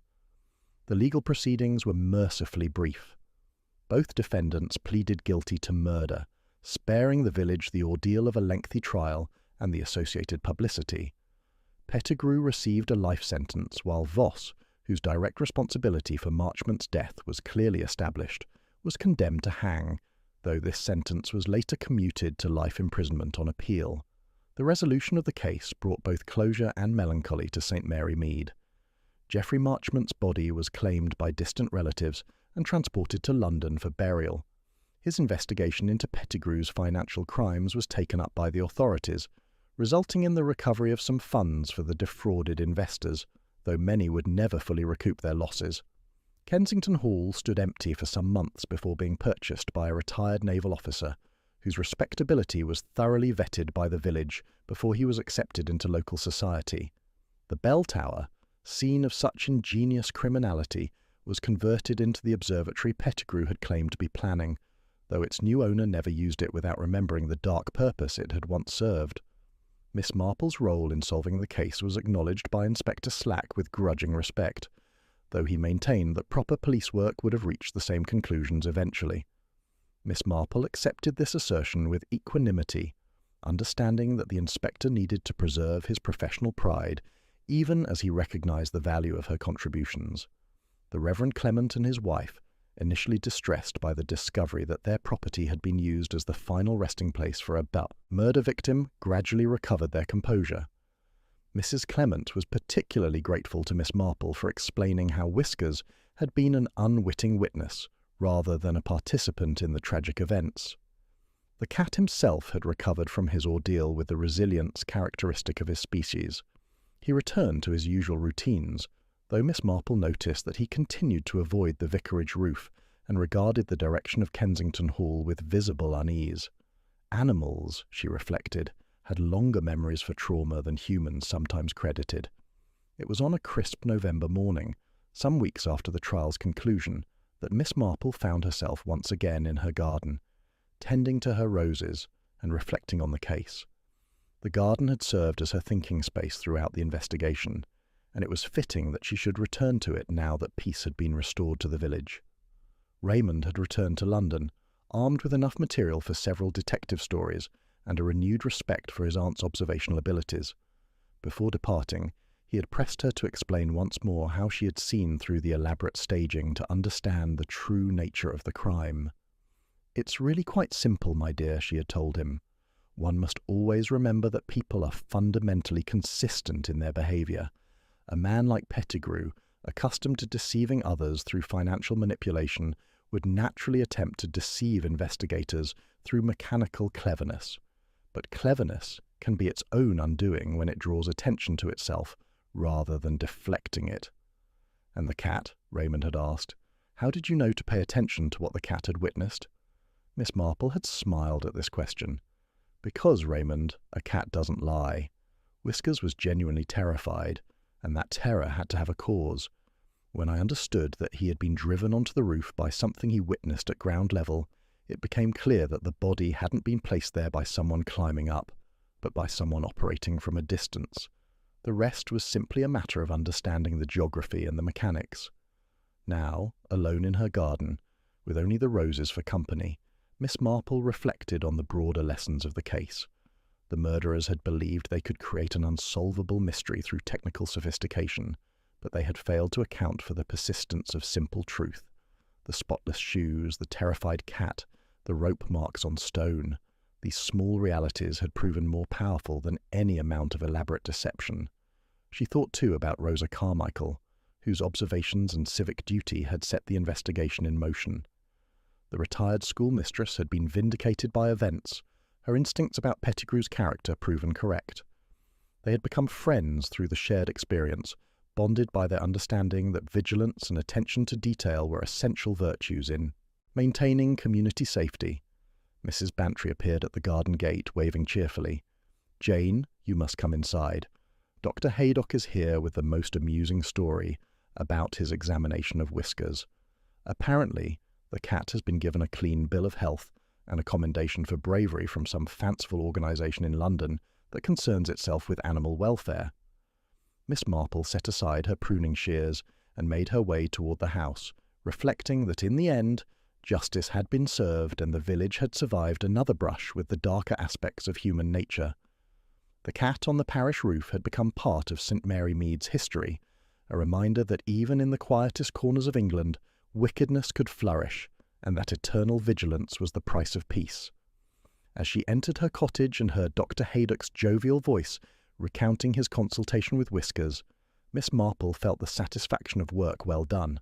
Another puzzle solved, another truth revealed, another demonstration that careful observation and patient reasoning could always triumph over deception, no matter how cleverly constructed.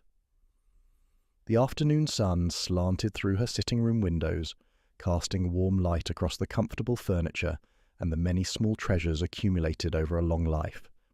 In this peaceful setting, surrounded by friends and the gentle rhythms of village life, it was easy to forget the darkness that had briefly touched St. Mary Mead. But Miss Marple never forgot. She understood that human nature remained constant, that greed and fear would always tempt some toward wickedness, and that therefore the work of observation and truth-seeking was never truly finished. But for now, peace had returned. The cat was safe, the murderers were caught, and St. Mary Mead could resume its tranquil existence.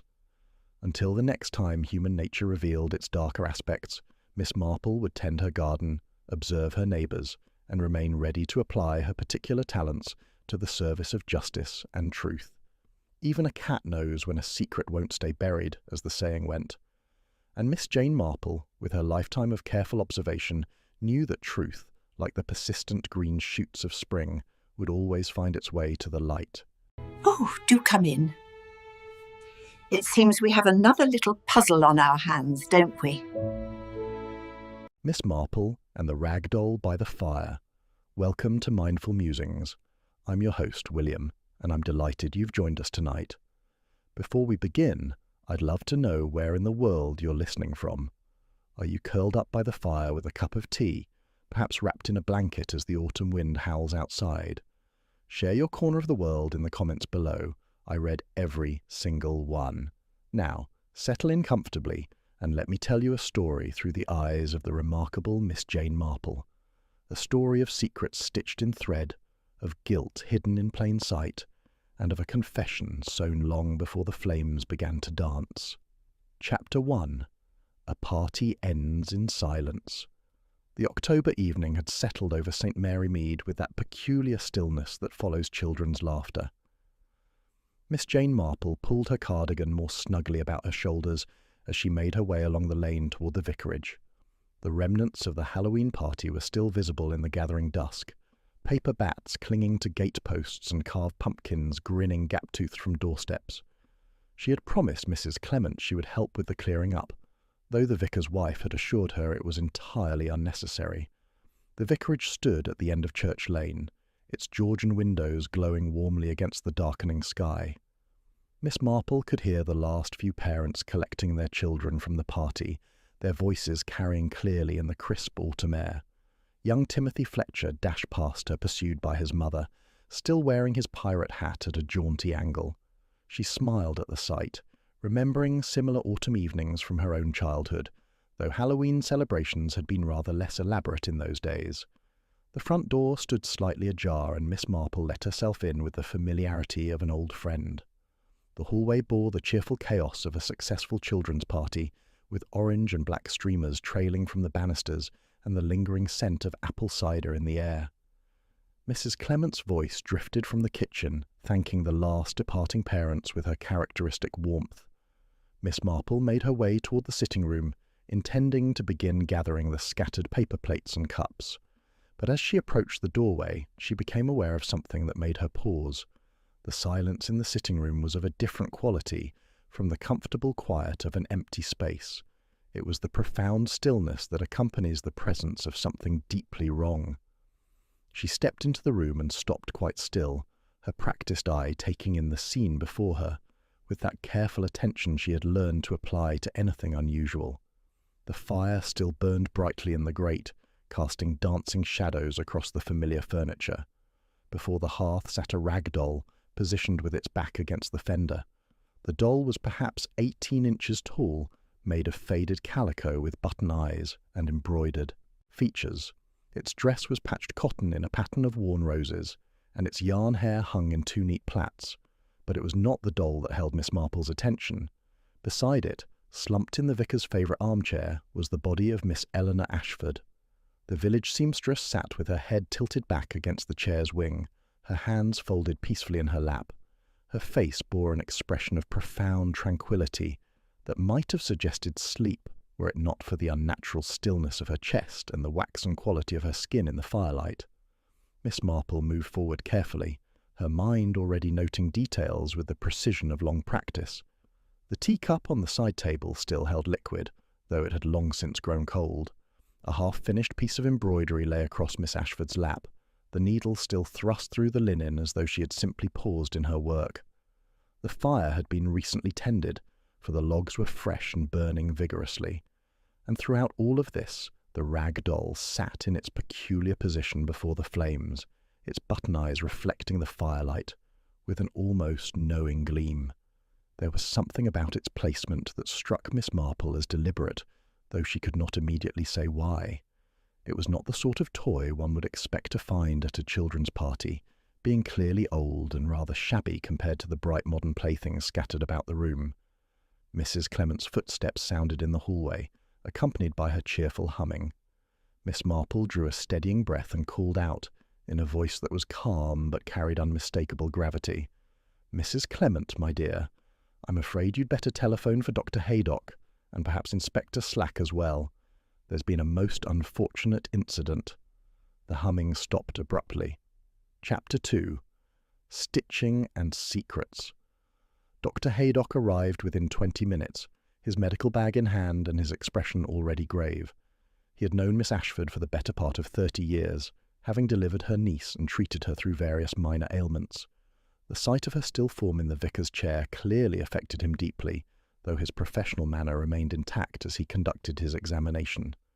Miss Marple had positioned herself near the window, ostensibly to give the doctor room to work, but in reality to observe the scene from a different angle.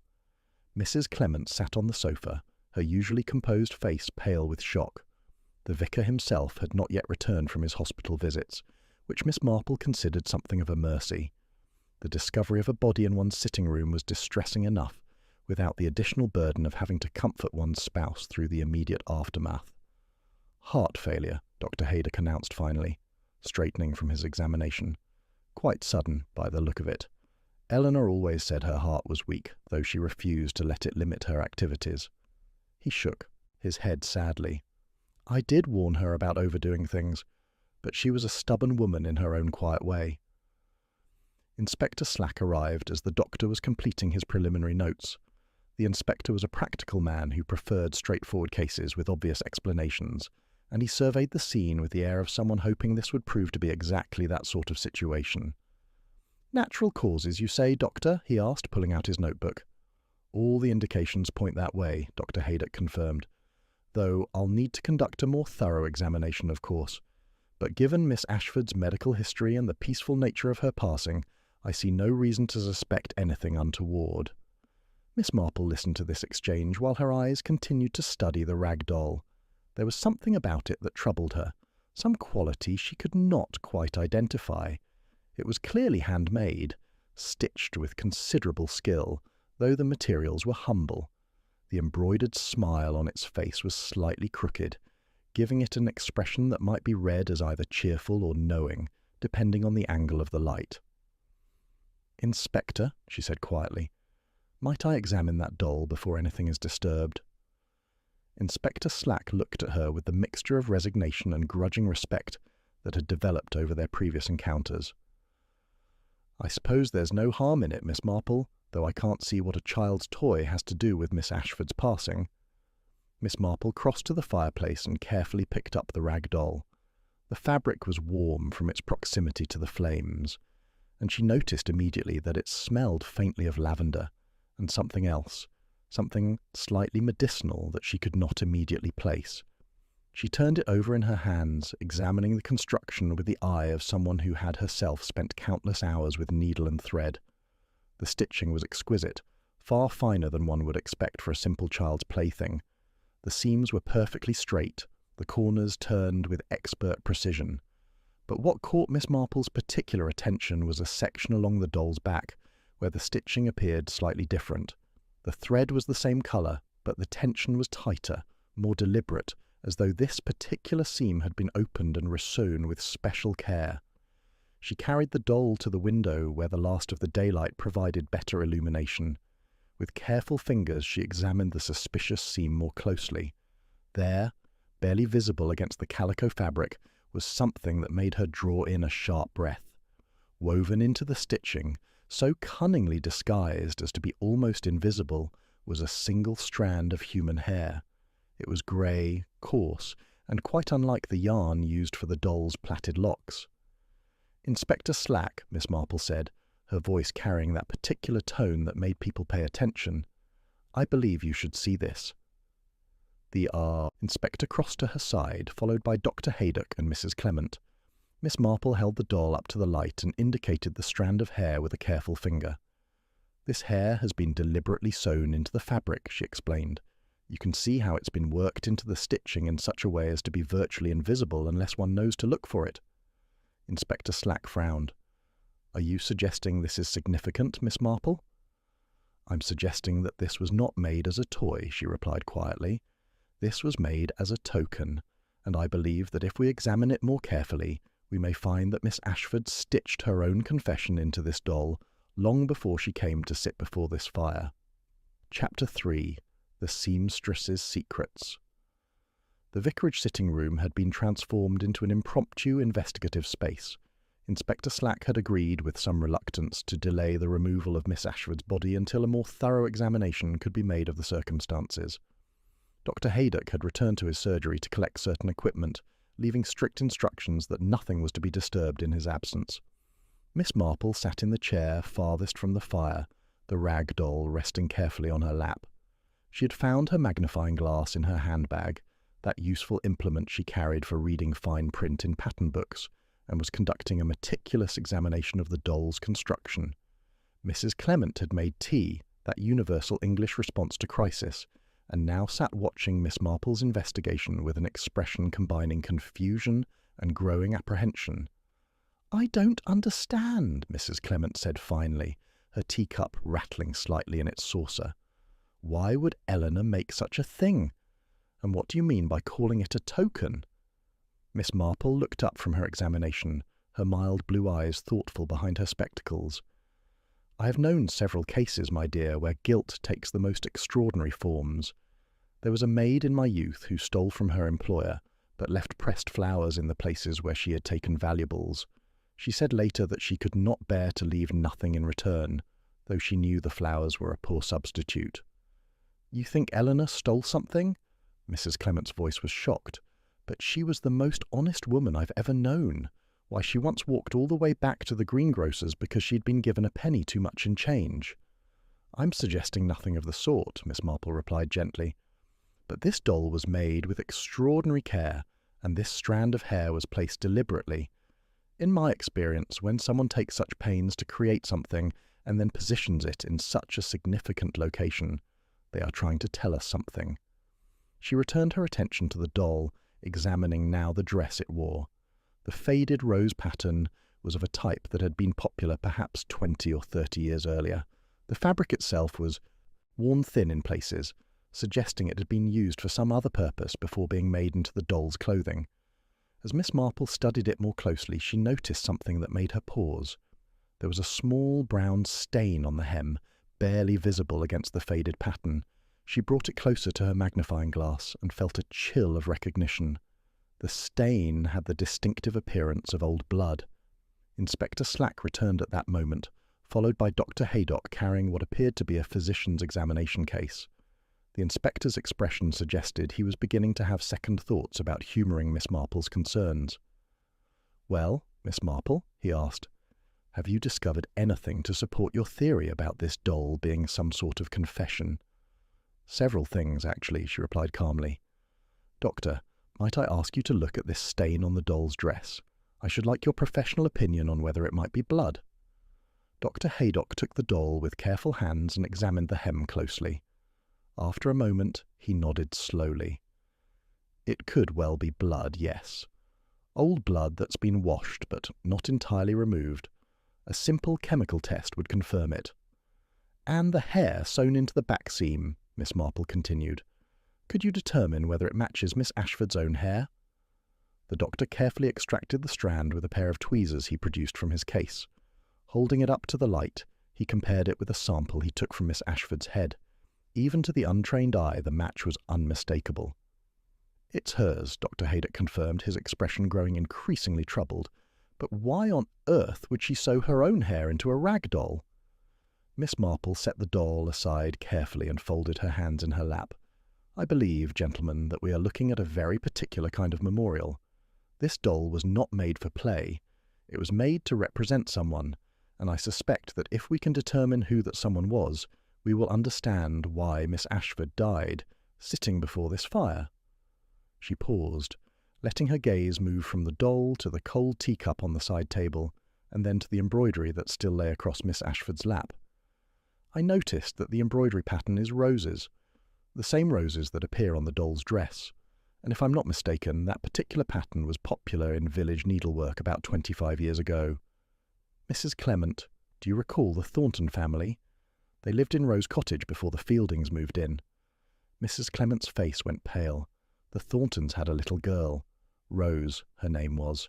She disappeared one autumn, just before Halloween. They searched for weeks, but never found her.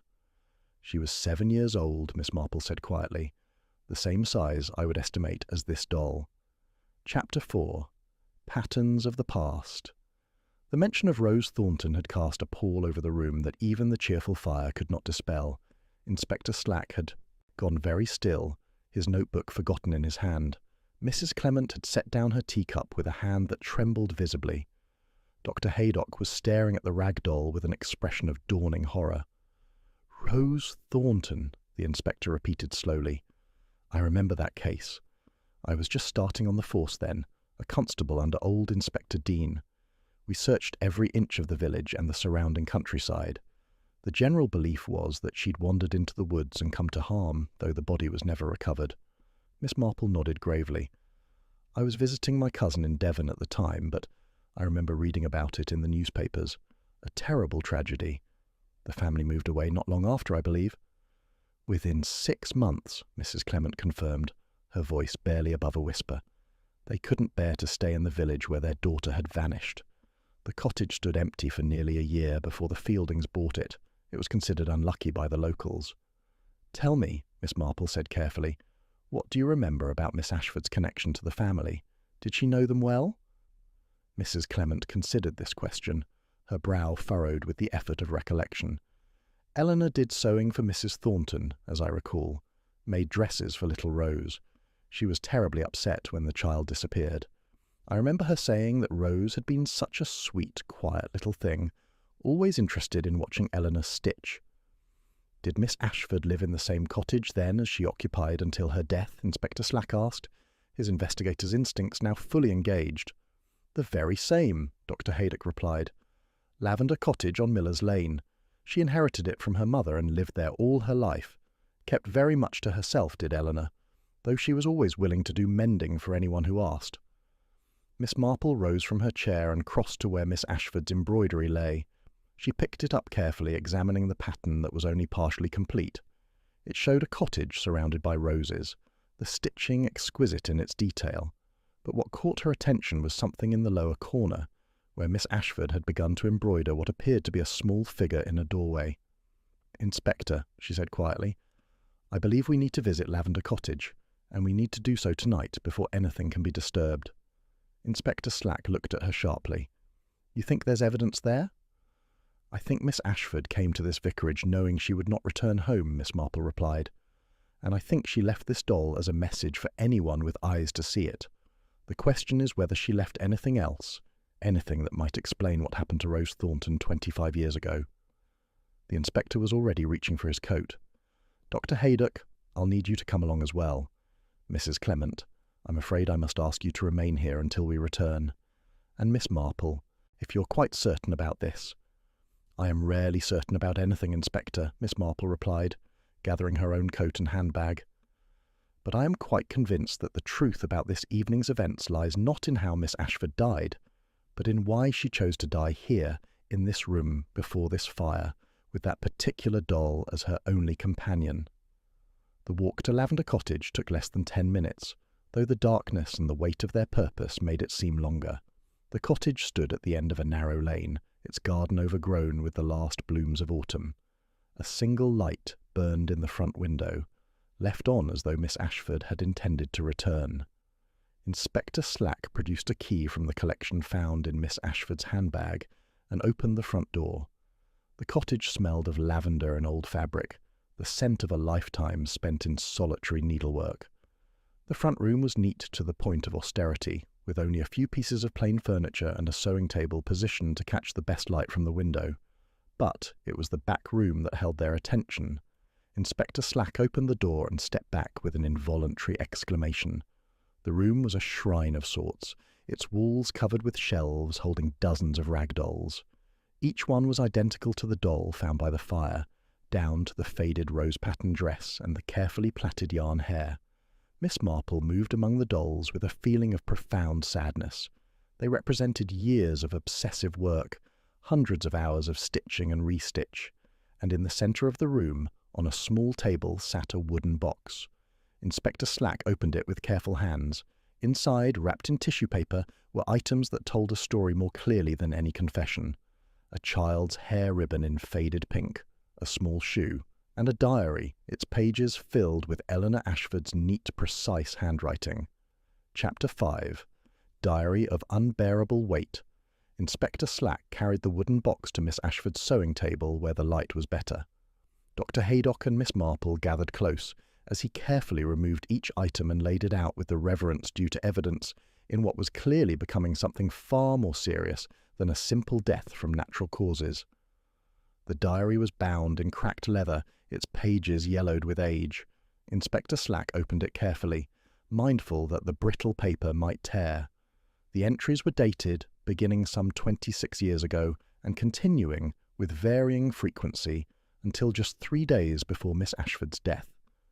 Miss Marple's eyesight was not what it once was, but the inspector read aloud in a voice that grew increasingly grave as the implications of the words became clear. The early entries spoke of Eleanor Ashford's pleasure in her work for Mrs. Thornton, her fondness for little Rose, and her pride in making the child's pretty dresses. There was a gentle, almost maternal quality to these passages that made what followed all the more terrible. The entry for October 28th, 25 years ago, was longer than the others. Miss Ashford's handwriting had become less controlled here, the letters varying in size as though written under great emotional duress. "Rose came to the cottage this afternoon," Inspector Slack read. "She said her mother had sent her to collect the dress I'd finished. I gave her tea and biscuits while I wrapped the package. She was such a sweet child, so interested in everything. She asked if she might see my button box, as children do, and I said of course. We sat together at the table, and she played with the buttons while I finished some mending. She made patterns with them, little flowers and stars. Then she found the bottle. Inspector Slack paused, his expression grim. The bottle of medicine I kept for my nerves. The doctor had given it to me after Mother died, said it would help me sleep. I'd left it on the table, which was careless of me. Rose asked what it was, and I explained it was medicine for grown-ups, not for children. She nodded and seemed to understand. Miss Marple felt a cold dread settling in her chest as the inspector continued reading. I went to the kitchen to make fresh tea. I was gone perhaps 5 minutes. When I returned, Rose was holding the empty bottle. She'd drunk it all, thinking it was some sort of cordial. She looked at me with such confusion, asking if she'd done something wrong. I tried to make her sick, tried everything I could think of, but within minutes she began to have convulsions. By the time I thought to run for Dr. Haydock, it was too late. She died in my arms, her little face so peaceful at the end as though she'd simply fallen asleep. Dr. Haydock made a sound of profound distress. "Laudanum," he said quietly. "That's what the medicine would have been. A tincture of opium. In a dose meant for an adult, it would have been lethal to a child Rose's size within minutes." Inspector Slack continued reading, though his voice had become strained. I didn't know what to do. The thought of people knowing, of being blamed, of seeing the horror in everyone's eyes, it was more than I could bear. I told myself it was an accident, that I couldn't have known she would touch the bottle. But I should have known. I should have kept it locked away. I was responsible for her safety, and I failed. The next part of the entry detailed Eleanor Ashford's terrible decision. She had wrapped Rose's body in her work apron and, under cover of darkness, buried her in the cottage's back garden beneath the rose bushes. She had then cleaned every trace of the child's presence from her home, and, the next day, joined in the search parties looking for the missing girl. "For 25 years I've lived with what I did," the inspector read. "Every night I see her face. Every day I wake knowing that somewhere her mother and father are wondering what became of their little girl. I made the first doll a year after it happened. I thought it might ease the guilt if I could keep her memory alive in some way. But one doll was not enough. I made another, and another, each one perfect, each one a rose-patterned dress like the one she was wearing that day." The diary entries became more sporadic after this, chronicling Eleanor's gradual descent into obsession. She worked as a seamstress, living frugally, using every spare penny to buy fabric for more dolls. She attended church faithfully, though she never took communion, feeling herself unworthy. And always the guilt grew heavier. The final entry was dated just 3 days before her death. Inspector Slack's voice was barely audible as he read it. "I am 72 years old now. My heart is failing, Dr. Haydock says, though he doesn't know how truly broken it has been all these years. I've decided that I will not die with this secret still hidden. Rose deserves better than to be forgotten, buried without ceremony or prayers. Her family deserves to know what happened, however terrible the truth may be. I have made one final doll, and in it I have sewn a strand of my own hair. When my body is found, I hope someone will understand what it means. I hope someone will look in the back garden of Lavender Cottage, beneath the roses that bloom so beautifully each year, fed by a child's innocent bones." The silence that followed this reading was profound. Miss Marple found herself thinking of all the times she had seen Eleanor Ashford in the village, a quiet, unremarkable woman whom everyone assumed lived a simple, blameless life. Who could have known that beneath that calm exterior lay such a weight of guilt and grief? "We'll need to excavate the garden," Inspector Slack said finally, "tomorrow morning in proper light."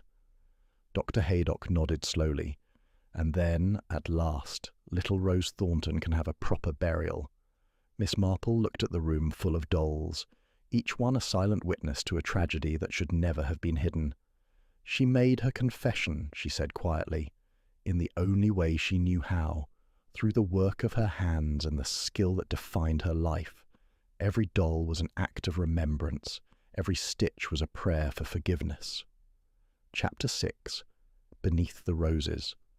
Dawn came grey and cold to St. Mary Mead, bringing with it a sombre procession to Lavender Cottage. Inspector Slack had arranged for 2 constables from the county headquarters to assist with the excavation, and they arrived just as the first pale light touched the overgrown garden. Dr. Haydock had brought proper equipment for the careful exhumation of remains, should any be found, and the vicar had insisted on being present to offer prayers for the departed soul. Miss Marple stood at a respectful distance, wrapped in her warmest coat against the autumn chill. Mrs. Clement had joined her, unable to stay away despite the distressing nature of the task ahead. The two women watched as Inspector Slack directed the constables to the area, beneath the rose bushes at the far end of the garden. The roses that grew there were of an old variety, the kind that bloomed with extraordinary abundance if properly tended. Eleanor Ashford had clearly lavished care on these particular bushes, for they had grown tall and thick, their roots deep in the soil. It seemed a cruel irony that such beauty had been nourished by such tragedy. The constables began their work with careful reverence, removing the soil layer by layer and sifting each shovelful for any trace of remains. The earth was dark and rich, decades of leaf mould and compost having created the perfect growing medium for the roses. Miss Marple found herself thinking of all the autumns that had passed, of leaves falling and seasons turning, while this secret lay hidden beneath the blooms. It was just after 10 o'clock when one of the constables stopped and called quietly to Inspector Slack. He had found something, a small bone barely larger than a finger, lying about 3 feet beneath the surface. Dr. Haydock moved forward immediately, his professional manner firmly in place despite the gravity of the situation. Human, he confirmed after a brief examination, and given the size and development, I would say, from a child of approximately 7 years of age. The excavation continued with even greater care. Over the next 2 hours, more bones were carefully uncovered and documented. Dr. Haydock worked alongside the constables, ensuring that every fragment was preserved and recorded. The skeleton, when fully revealed, was remarkably complete, wrapped in what had once been a heavy fabric that had largely deteriorated, but still showed traces of what might have been an apron or work cloth. Around the small skull, preserved by some quality of the soil, were the remnants of a hair ribbon. It was pink, faded to a ghostly shade, but unmistakably the same ribbon that had been carefully preserved in Eleanor Ashford's wooden box. "Rose Thornton," Inspector Slack said quietly, as though pronouncing judgment. "After all these years, we've found her." The vicar moved forward and began to recite prayers for the dead, his voice steady despite the tears that streamed down his weathered face. Mrs. Clement wept openly, and even the constables removed their helmets in respect. Miss Marple stood with her eyes closed, feeling the weight of a quarter-century of hidden grief settling over the garden like autumn mist. When the remains had been carefully removed and prepared for transport, Inspector Slack turned to Miss Marple with an expression of troubled respect. "You knew, didn't you? When you saw that doll, you understood what Eleanor Ashford was trying to tell us." "I suspected," Miss Marple corrected gently. The combination of elements suggested a very particular kind of memorial. The strand of hair, the bloodstain on the dress, the extraordinary care taken in the doll's construction, these things spoke of guilt and remembrance intertwined. But how did— "You know to look here, in the garden." Miss Marple gestured toward the roses. "Eleanor Ashford made dozens of identical dolls over the years, Inspector. Each one wore a rose-patterned dress. I thought it likely that if she had hidden a body, she would have chosen a place where roses grew, where they would bloom each year as a kind of living memorial. It's the sort of symbolic gesture a guilt-ridden mind might create." Dr. Haydock had been examining the remains more closely, and now he looked up with the expression of profound sadness. "The skull shows no signs of trauma. Given what we read in the diary, I believe Eleanor's account was truthful. The child died from the laudanum overdose, exactly as described. It was, in the most literal sense, a tragic accident." "An accident she compounded by concealing it," Inspector Slack observed grimly. "If she'd called for help immediately, none of this subsequent tragedy would have occurred. The Thorntons would have had closure, Rose would have had a proper burial, Eleanor herself might have been forgiven in time, for what was truly not her fault." "Fear does terrible things to people," Miss Marple said quietly. Eleanor Ashford was a single woman in a small village. She feared scandal, ostracism, perhaps even prosecution for criminal negligence. So she made a choice that haunted her for the rest of her life. Every doll she stitched was a punishment she inflicted upon herself. Every rose that bloomed was a reminder of what she had done. Mrs. Clement had been very quiet, but now she spoke with sudden urgency. The Thorntons. Someone must tell them. After all these years, they deserve to know what happened to their daughter. Inspector Slack nodded gravely. I've already made inquiries. They moved to Cornwall after leaving here. Both parents are still living. I'll telephone them this afternoon once we've completed the preliminary examination of the remains. Chapter 7. Letters Never Sent. While the formal identification of Rose Thornton's remains proceeded through proper channels, Miss Marple found herself drawn back to Lavender Cottage. Inspector Slack had granted her permission to examine the rest of Eleanor Ashford's possessions, recognizing that her unique perspective might reveal details that a more conventional investigation would overlook. The cottage felt profoundly empty now, its secrets exposed to daylight. Miss Marple moved through the rooms with respectful care, noting the austere lifestyle Eleanor had maintained. There was little in the way of comfort or luxury, nothing that suggested joy or pleasure. It was as though Eleanor had denied herself anything that might ease the burden of her guilt. In the sewing room, with its shelves of identical dolls, Miss Marple found a trunk that had been pushed beneath the work table. It required some effort to pull it out, and when she opened it, she understood why Eleanor had hidden it away. Inside were dozens of letters, each carefully written and sealed, but never sent. Miss Marple sat in Eleanor's work chair and began to read. The letters were addressed to Mr. and Mrs. Thornton at their old St. Mary Mead address, written at various times over the past 25 years. Each one began the same way, with an admission of what had happened that terrible October afternoon. Each one detailed the accident, Eleanor's panic, and her terrible decision to hide the truth, and each one concluded with a plea for forgiveness that Eleanor apparently never had the courage to actually send. I write to you every year on the anniversary of Rose's death, one letter read.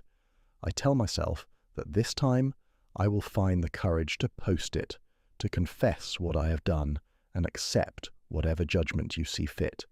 But fear silences me, as it has silenced me all these years. I am a coward, and Rose's memory deserves better than the cowardice of the woman who caused her death. Another letter, written just 5 years ago, spoke of Eleanor's failing health and her growing certainty that she would die with the secret still buried. My heart grows weaker each day, she had written. Dr. Haydock tells me to rest, to avoid exertion. But how can I rest when I know that somewhere you still wonder what became of your little girl? I have decided that if I cannot find the courage to send these letters while I live, I will at least leave a trail that someone might follow after I'm gone. I will make my confession in the only language I truly know, the language of needle and thread. Miss Marple set down the letters and looked around the room at the dolls. How many hours, she wondered, had Eleanor spent stitching these identical figures?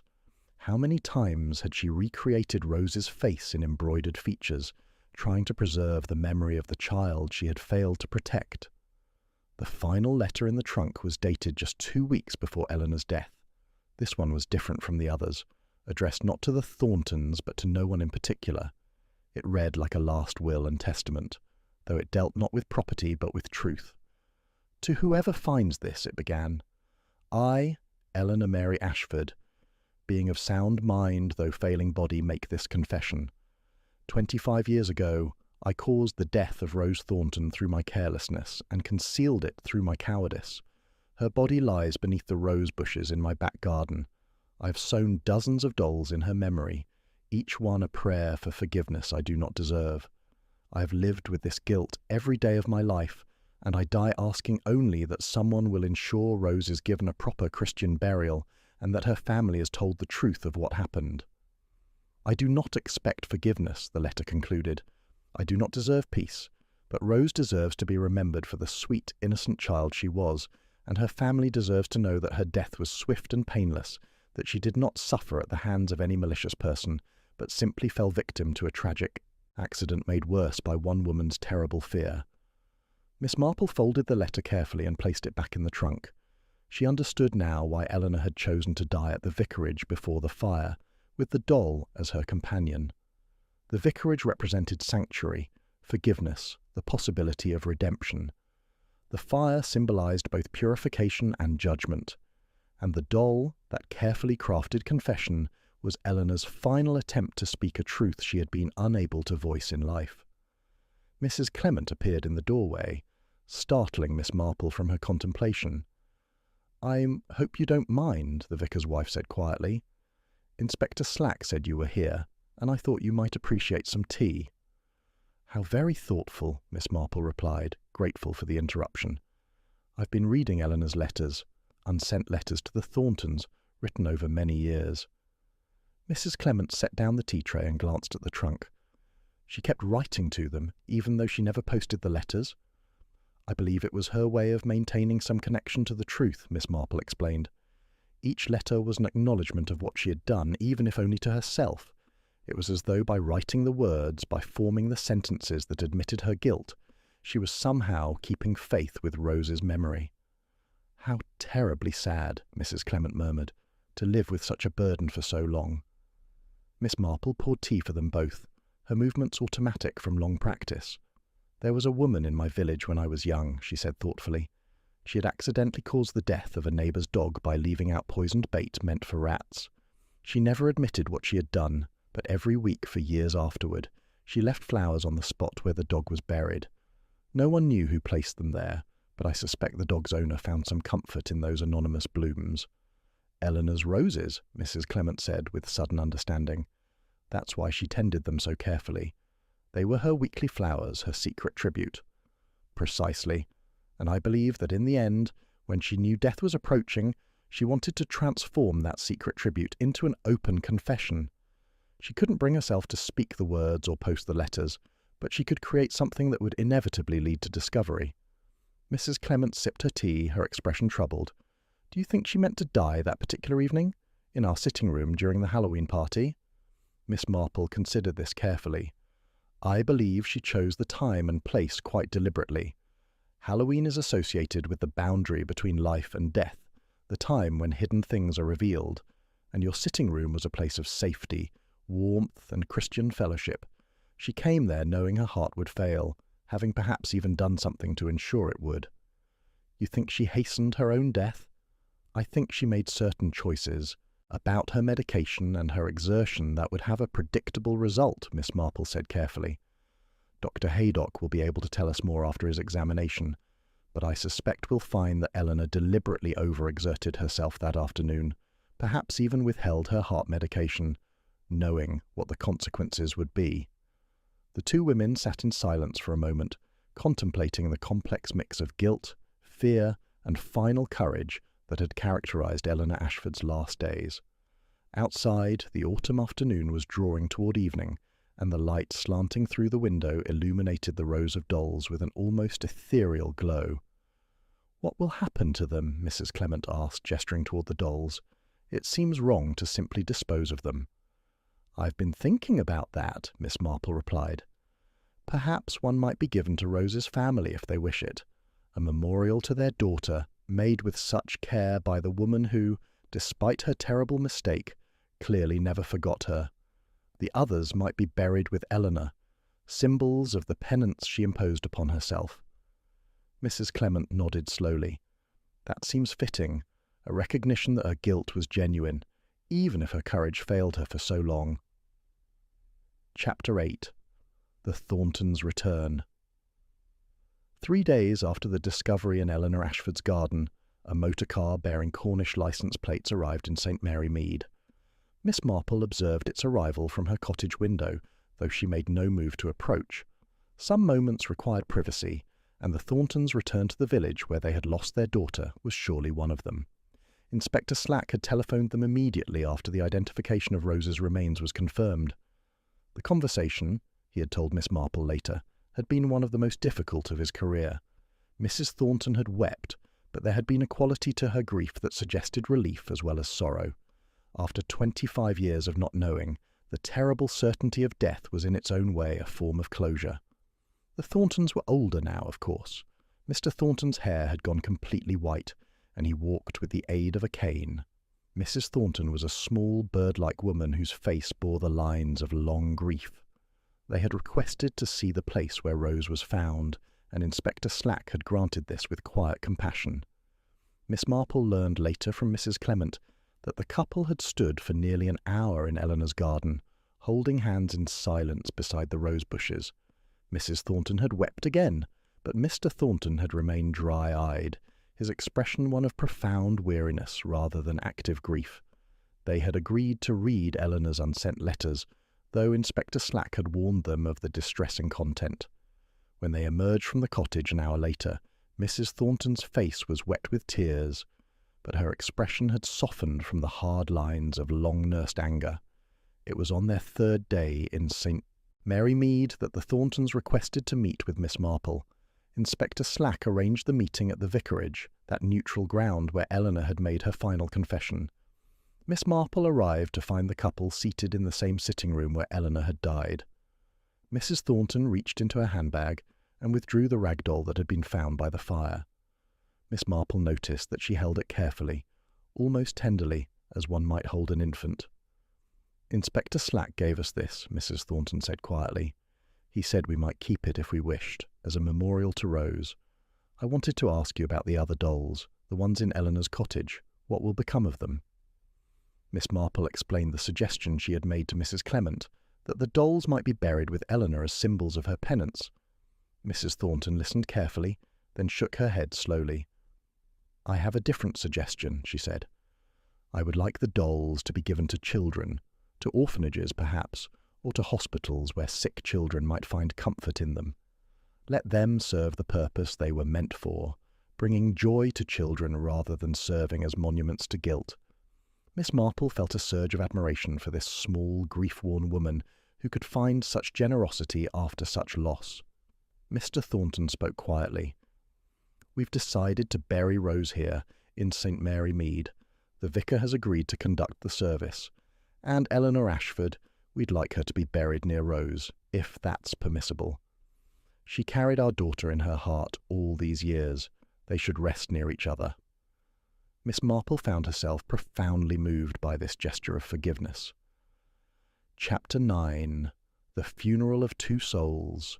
The day of the funeral dawned clear and cold, one of those late autumn mornings when the air is so crisp it seems to ring like crystal.